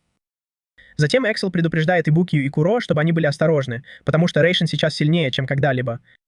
Она добавляет, что у него контракт D, и это шокирует Ибуки и Куро. На закате Ибуки и Куро приходят в то место, где видят Акане. Ибуки рад, что видит ее, потому что скучал. К сожалению, на руке Акане светится герб контракта, и Ибуки понимает, что она контрактница Райшина. Ибуки не может поверить своим глазам, когда видит Райшина с Акане, и теряет дар речи. Через несколько секунд Райшин уводит Акане, и Ибуки с Куро бросаются за ними. Ибуки спрашивает Акане, почему она на стороне Райшина, но она не отвечает. Куро, которая в ярости, синхронизируется с Ибуки и направляется, чтобы победить своего брата. Райшин почему-то выглядит уверенным и говорит Акане, что быстро закончит бой с Куо. Вскоре начинается битва между Куро и Райшином, и Куро пытается использовать свою силу на Райшине. Сначала она промахивается, а когда снова атакует, Райшин быстро уклоняется. Затем он пользуется моментом и сильно бьет сестру в живот. Можно подумать, что Куро проиграла, но она встает на ноги, несмотря на то, что получила такой сильный удар. Каким бы сильным ни был Ришин, он выглядит потрясенным, когда видит, что Куро быстро восстанавливается. Теперь Куро уверена, что сможет победить брата, и готовится к бою, заряжая свою Тера. Удар, который Куро наносит Рин, блокируется, и она быстро готовится к следующей атаке. На этот раз она получает больше Теры от Ибуки и продолжает сражаться с Ратином. Затем Куро использует свой экстрим на Рин с близкого расстояния, и та отлетает на несколько метров. Эффект от удара Куро заставляет Резихана впервые упасть на землю. Через несколько секунд Куро быстро приближается к брату, чтобы закончить бой, но Рашин приходит в себя и атакует Куро. Ибуки замечает это и отвлекает Рашина, давая Куро возможность нанести сильный удар по Рашину, используя удвоенную силу своего экстрима. От удара Куро Рашин падает на землю, и Куро подходит ближе, чтобы убедиться, что он не встанет. К ее удивлению, Рашин поднимается. Но даже после этого она снова использует свой экстрим против противника, но Рашин блокирует атаку, получая больше Теры от Акана. В этот момент Куро отступает, а Ибуки удивляется, почему Акане помогает Резихану. Вскоре битва между Куро и Рашином продолжается. Они оба используют Ариэль и наносят друг другу удары, которые почти нейтрализуют друг друга. Ибуки и Акане изо всех сил стараются передать своим контракторам достаточно Теры, но Акане удается превзойти Ибуки, в результате чего Рашин побеждает Куро. В другом месте Якумо чувствует, что битва идет не на шутку, и понимает, что Куро сражается со своим братом. Он чувствует себя виноватым, что не может помочь принцессе в такой ответственный момент, но Рианна его успокаивает. В это время Куро получает много урона от Ришина, но все равно встает, чтобы продолжить бой. Благодаря тому, что ее контракт с Ибуки более глубокий, она получает преимущество в бою. Она продолжает сражаться с Райзином, быстро двигаясь, чтобы уклоняться от его энергетических взрывов. В это время энергетический взрыв Райзина попадает в Куро, но Ебуки отражает его своим энергетическим взрывом, спасая Куруо. Затем Акани предупреждает Ибуки и Куруо, чтобы они покинули священную землю, добавив, что там им не место. Ибуки спрашивает Акани, не манипулирует ли ею Райзен, но она отвечает, что это ее решение. Куруо чувствует, как Акани передает ей энергию и понимает, что Акани — единственный мастер-путь. После этого Ибуки понимает, что Райзен использовал Юки в прошлом, чтобы добраться до Акани. Мысль о том, что он может спасти Акани от Райзена, придает Ибуки больше энергии для Куруо. Затем Куруо продолжает сражаться с Райзином, зная, что он стал намного сильнее. На этот раз, когда Куруо сражается с братом, она двигается с огромной скоростью, из-за чего Райзину трудно попасть по ней. Ибуки направляет свою энергию на Куруо, увеличивая ее силу. Куруо приходит в ярость и наносит брату воздушный удар. Однако Райзен выживает после этой атаки и замечает, что в энергии Куруо что-то изменилось. После нескольких секунд размышлений Райзен понимает причину силы Куруо и клянется закончить бой одним ударом. Из-за того, что Куруо была на пределе, она нанесла решающий удар по Рейзену, поглотив огромное количество теры от Ибуки. Наконец, Рейзен использует технику, которая раскрывает другую форму Куруо, и в процессе побеждает ее. Эффект от техники Рейзена отбрасывает Куруо к стене. Она застревает в стене, и Ришин использует свою силу, пронзая ее множеством копий теры. Когда эффект от силы Ришина проходит, Куруо падает без сознания, и Ибуки тоже. Акане пытается подойти к Ибуки, но Ратин останавливает ее, говоря, что эти циклы не могут разорвать их контракт. Перед тем, как Ибуки теряет сознание, он падает на землю, смотрит на Акане и бормочет: «Почему?». После того, как битва между Куруо и Ришином заканчивается, Куруо и Ибуки лежат без сознания на земле, а Тенма наблюдает за ними сверху. Якумо оставляет Рихану, чтобы найти Куруо и узнать, в каком она состоянии. В другом месте Эксел и Миками приходят в себя после предыдущей битвы и видят, как Рейзен и Акане идут по острову. Когда Рейзен и Акане подходят к Рейсеки, он видит Тенму, которая спрашивает его о его истинных намерениях. По неизвестной причине Тенма не верит, что Рейзен хочет получить силу Масагами. Рейзен удивляется и спрашивает, кто такая Тенма, а затем узнает, что она историк. Вскоре их разговор заканчивается, и Рейзен просит ее выполнить свои обязанности. Увидев Риосеки, Рейзен вспоминает последний раз, когда видел свою мать живой. В настоящем Райзен синхронизируется с Акани и начинает разрушать Рисяки, а Тенма наблюдает за происходящим издалека. Через несколько секунд Рисяки разрушается, и из-за землетрясения, вызванного Терра-волной, остров начинает трястись. К сожалению, из Рисеки появляется злой дух, который распространяет ненависть и тьму. В воздухе образуется темный портал, из которого вылетают мерзкие существа, направляясь к Рин и Акане. Хотя Тенме не положено вмешиваться в ход истории, она берет свой меч и начинает убивать существ, а Рин стреляет в них энергетическими зарядами, чтобы защитить Акани. Некоторым существам удается выбраться из пещеры, где находится Рисин, и они улетают в атмосферу. В другом месте Якумо и Рианна встречаются с Эксел, которая удивлена таким поворотом событий. Затем Эксел указывает в сторону Ебуки, и Якумо узнает, что он жив, но без сознания. Вскоре одно из мерзких существ подлетает к Риане, но Якумо вовремя его уничтожает. Затем Якумо синхронизируется с Рианной, чтобы сражаться с существами и защитить ее. Но тут появляется Наму и убивает нескольких существ. Затем она говорит Якумо, чтобы он защищал Куро, потому что существа идут за ней. Через несколько минут Наму удается исцелить Ебуки, но у нее не получается сделать то же самое с Куро. Когда Ебуки приходит в себя, Наму рассказывает ему, что произошло, пока он был без сознания. Тем временем Райзен с помощью Макани побеждает множество летающих существ. Райзен хочет, чтобы из портала вышли Масагами, чтобы он смог их победить. Несколько лет назад, когда мать Рейшина была еще жива, она провела ритуал, который позволил ей увидеть сон. После ритуала она рассказала старейшинам, что сон не был зловещим. Позже, в тот же день, она сказала своему сыну Рейшину, что Куро будет убит, потому что у нее на руке странная метка. Оказалось, что она видела сон, в котором только один человек мог победить Масагами. Затем мать Рейшина передала Рейху драгоценный камень, который веками использовался для борьбы с Масагами, и сказала, что если Акане станет мастером корнем, она получит абсолютную силу. Кроме того, она сказала, что старейшины хотят избежать битвы с Масагами и поэтому хотят убить Куро. После того, как Рейшин узнал все это от своей матери, он был потрясен и отправился спасать свою сестру от неминуемой смерти. На закате. Рейшин устроил переполох среди Мотоцуми Тамаса в своем клане и убил всех, кто хотел убить его сестру, включая старейшину, который стоял за этим.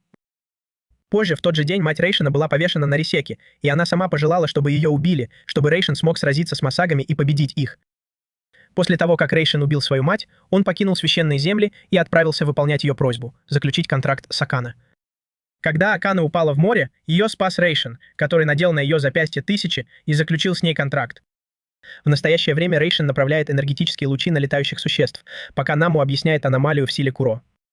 Она говорит о слухе, что Куро может привести мир к гибели, хотя сама в это не верит. В разгар хаоса связь между Риханой и Якумо усиливается, что дает Якумо преимущество в бою с монстрами. Он использует свой навык превосходства и побеждает целую стаю летающих существ, которые пытаются напасть на Рихану. После этого Ебуки и все остальные на острове слышат ужасающий звук, когда Райшин побеждает последнего летающего монстра, и остальные исчезают. По какой-то странной причине Куро выглядит так, будто ей больно, хотя она все еще без сознания. Когда она открывает глаза, из земли поднимается плотная волна теры и превращается в Масагами. Масагами предстают перед Райшином в виде двух женщин в нескольких метрах от него, и Куро понимает, что она тоже одна из них, хотя еще не приняла форму. Затем она понимает, что ее брат сделал все это, чтобы спасти ее, включая убийство их матери. После того, как обе сущности появляются перед Райшином и Акани, он готов сражаться и выкрикивает их имена. Затем он создает энергетические проекции, но они не причиняют им вреда. Начинается эпическая битва между Райшином и Масагами, которые призывают из земли личинок, заставляя остров дрожать. Из-за вибрации активируется защитный барьер, чтобы Акани не погибла. Битва продолжается до тех пор, пока Масагами не начинают атаковать льдом, который превращает остров в зимнюю страну чудес. Ледяные проекции настолько сильны, что пробивают защитный барьер, который Ха ставит, чтобы защититься. Когда туман рассеивается, Масагами обнаруживают, что Райзен и Акани все еще живы. Через несколько секунд Куро и Ебуки прибывают на место, где Ебуки подтверждает, что Куро один из Масагами из-за их поразительного сходства. Затем Райзен предупреждает их, чтобы они не подходили ближе, и стреляет в них энергетическим зарядом, чтобы показать, что он не шутит. Затем он синхронизируется с Акани и снова активирует свой предел, чтобы использовать его против существ. На этот раз Райзен тратит гораздо больше теры, чем в прошлый раз, когда использовал предел. Но даже так предел недостаточно силен, чтобы победить Масагами, и они почти не пострадали, несмотря на атаку Райзена.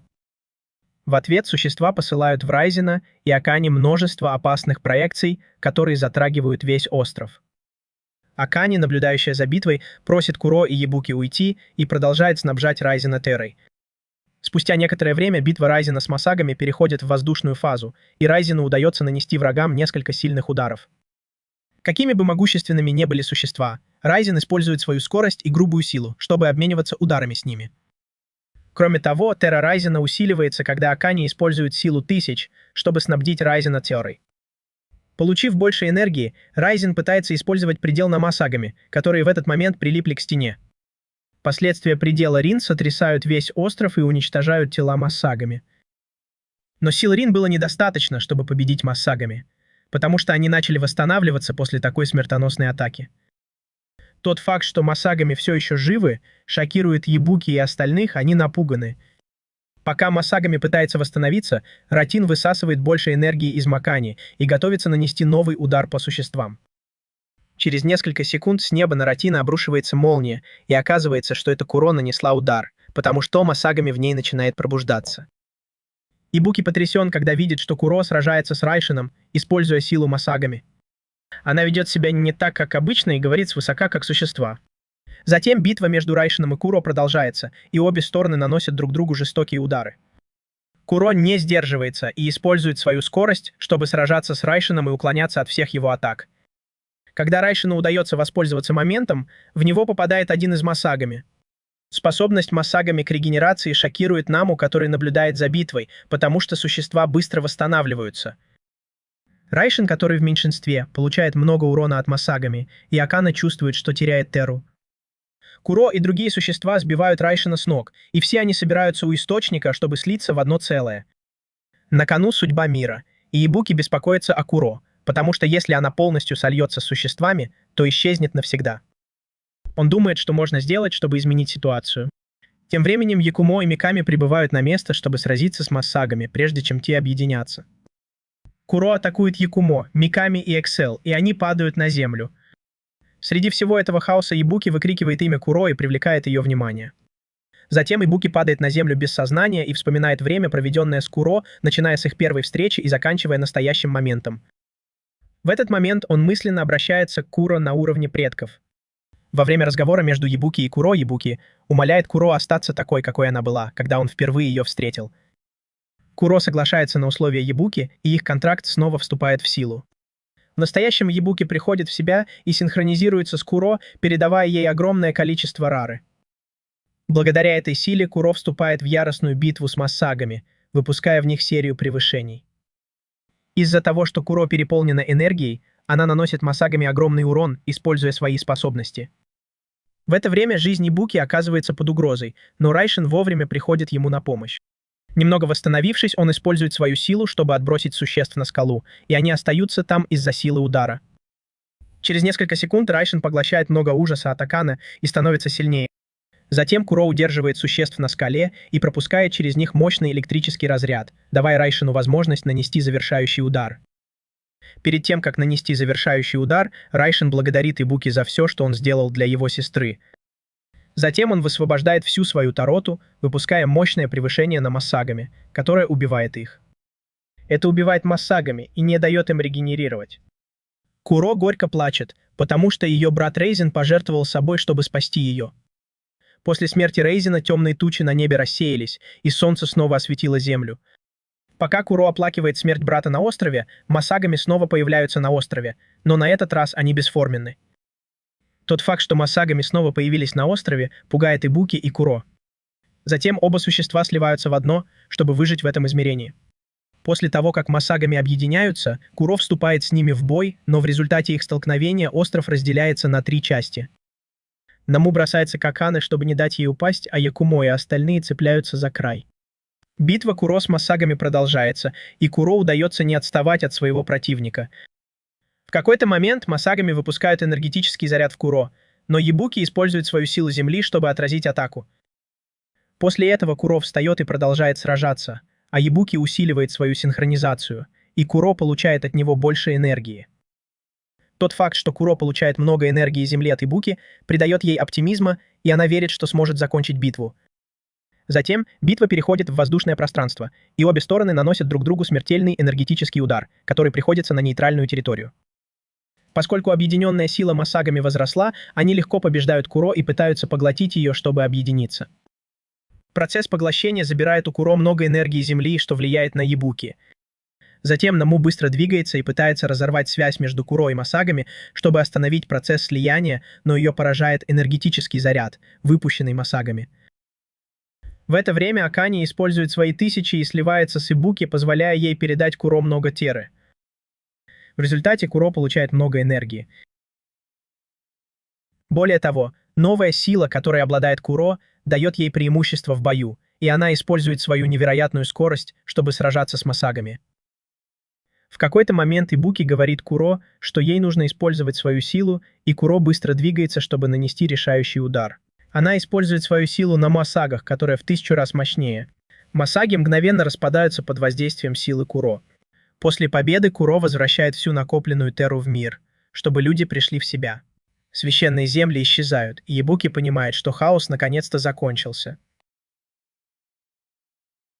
Через несколько дней после инцидента в священных землях люди и другие мотоцумитамы приходят в себя и не помнят, что произошло, пока они были без сознания.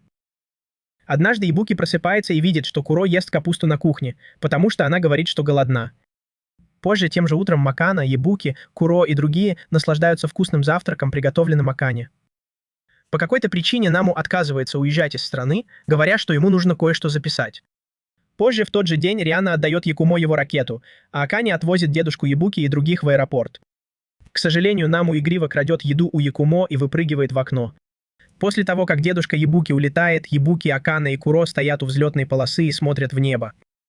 Куро спрашивает, может ли она остаться на земле, и Ибуки соглашается, чтобы ей не пришлось одной находиться в священном месте. Куро кажется рада этому и надеется провести больше времени с Ибуки и Акане. Акана получает сообщение от Excel, в котором говорится, что она возвращается в Германию. На закате Миками везет Excel на машине, и они, похоже, уезжают из города. Через несколько часов девушка пытается перейти дорогу, разговаривая со своей одноклассницей о том, что видела девушку, очень похожую на нее. Ибуки видит это и наблюдает, как девушка пытается перейти дорогу. Когда она переходит дорогу, к ней приближается машина, и Ибуки успевает спасти девушку от смерти.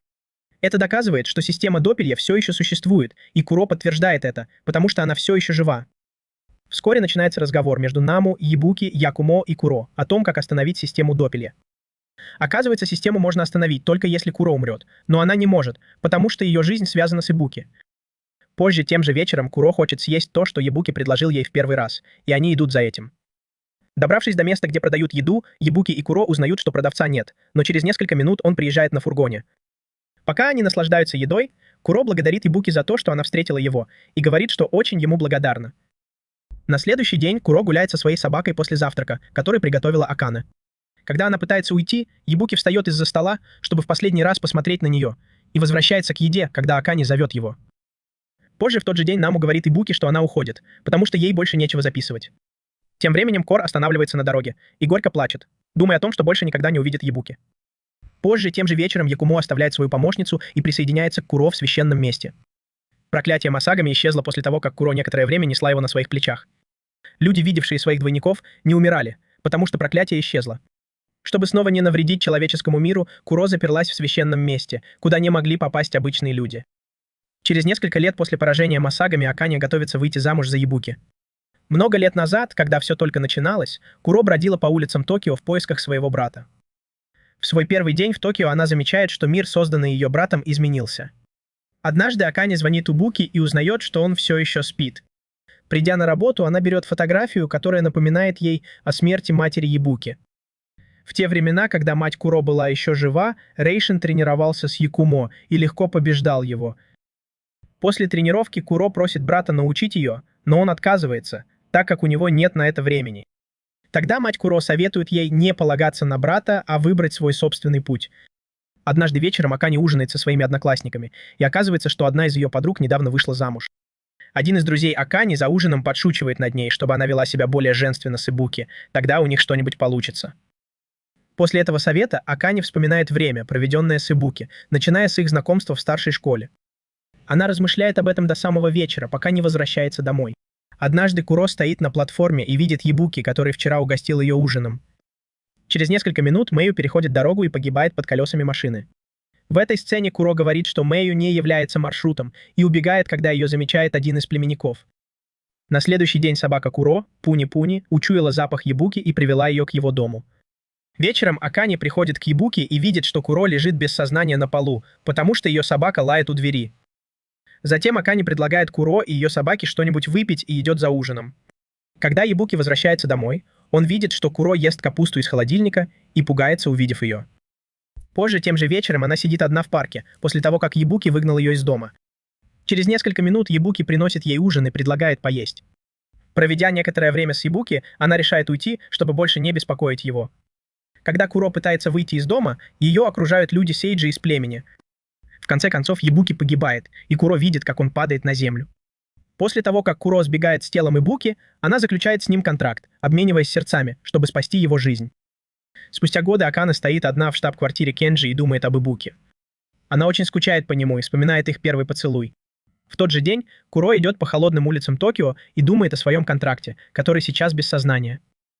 В тот момент, когда Куро сражается с Миками, Ебуки наблюдает издалека, как Миками держит на руках ее мертвого контрактника Шинго. В ночь перед тем, как Ебуки и остальные отправляются на Окинаву, Куро не может уснуть, и Акане говорит с ней о сложившейся ситуации. Оказывается, Куро беспокоится, потому что Ебуки сап, и она чувствует, что Ебуки умрет, если продолжит использовать его теру. Акане пытается утешить ее, ведь Куро думает, что Ебуки в какой-то степени ее ненавидит. Когда Ебуки просыпается, он приходит в ужас, узнав, что был в коме около полугода. Когда Акане видит Ибуки, она бросается к нему в объятия, соскучившись по нему. Однако Акане падает в море после того, как вертолет, который пытался спасти ее от гнева Реги, разбивается.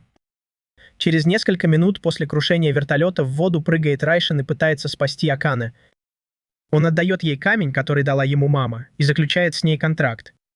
Акане соглашается присоединиться к Рейши, потому что если они победят Масагами, Ебуки наконец-то освободится от своей судьбы и не умрет. Она хочет предотвратить печальные события в жизни Ебуки. Куро побеждает Масагами, поглотив теру Ебуки и Акане с помощью тысяч. Через несколько дней после поражения Масагами Ебуки разрешает Куро остаться в Токио, чтобы она не ушла жить в священные земли. Позже тем же вечером Ибуки, Куро и остальные узнают, что проклятие Масагами все еще действует, потому что Ибуки не дал студенту умереть. Из-за проклятия Куро покидает город и отправляется в священные земли, чтобы не дать погибнуть невинным. Через несколько дней после поражения Масагами Кураки гуляет по улицам Токио, как обычный горожанин. Он видит объявление, что у группы Кенджи миллиардные долги. В настоящем Акана идет по проходу в церкви под аплодисменты гостей, которые пришли посмотреть на ее долгожданную свадьбу с Ибуки. 10 лет назад Клаус, брат Эксель, лежит у нее на руках мертвый. Штайнер выходит из тени и предлагает ей два варианта. Первый – Эксель потеряет память, а второй – она заключит с ним контракт, чтобы отомстить. Через несколько месяцев после смерти Штайнера Эксель клянется отомстить за него и однажды вечером встречает Миками. Во время встречи Миками предлагает заключить с ним контракт и обещает награду, которая его заинтересовывает. Миками не против отомстить вместе с Эксель, даже если это означает встретиться с самой Райшин. Однажды вечером, когда Ибуки выходит из кома, он ужинает со своим дедом, Куро, Якумо и другими. Куро рад, что Ибуки очнулся, и говорит, что ему нужно хорошо питаться, чтобы быстрее поправиться. Позже, тем же вечером, Миками уезжает с Эксель на ее машине, и они обмениваются информацией о себе. Их разговор доходит до того, что Эксель узнает, что Татьян жив, хотя все думают, что он мертв. Она уверена в своих словах, потому что чувствует присутствие Ратина в их мире. Из-за внешности Миками считает, что она молода, но на самом деле Эксель намного старше, чем она думает. Когда Эксель приходит в дом Миками, она переводит деньги на счет Миками в качестве вознаграждения. В прошлом, когда Клаус был еще жив, Эксель была единственной, кто заботился о своей семье, потому что ее родители умерли. Клаус любил проводить время со своей сестрой, и у них с Эксель были хорошие отношения. Однажды ночью их поселение охватило пламя, и Эксель узнала, что ее брат погиб. В этот момент Штайнер выходит из тени и предлагает ей выбор.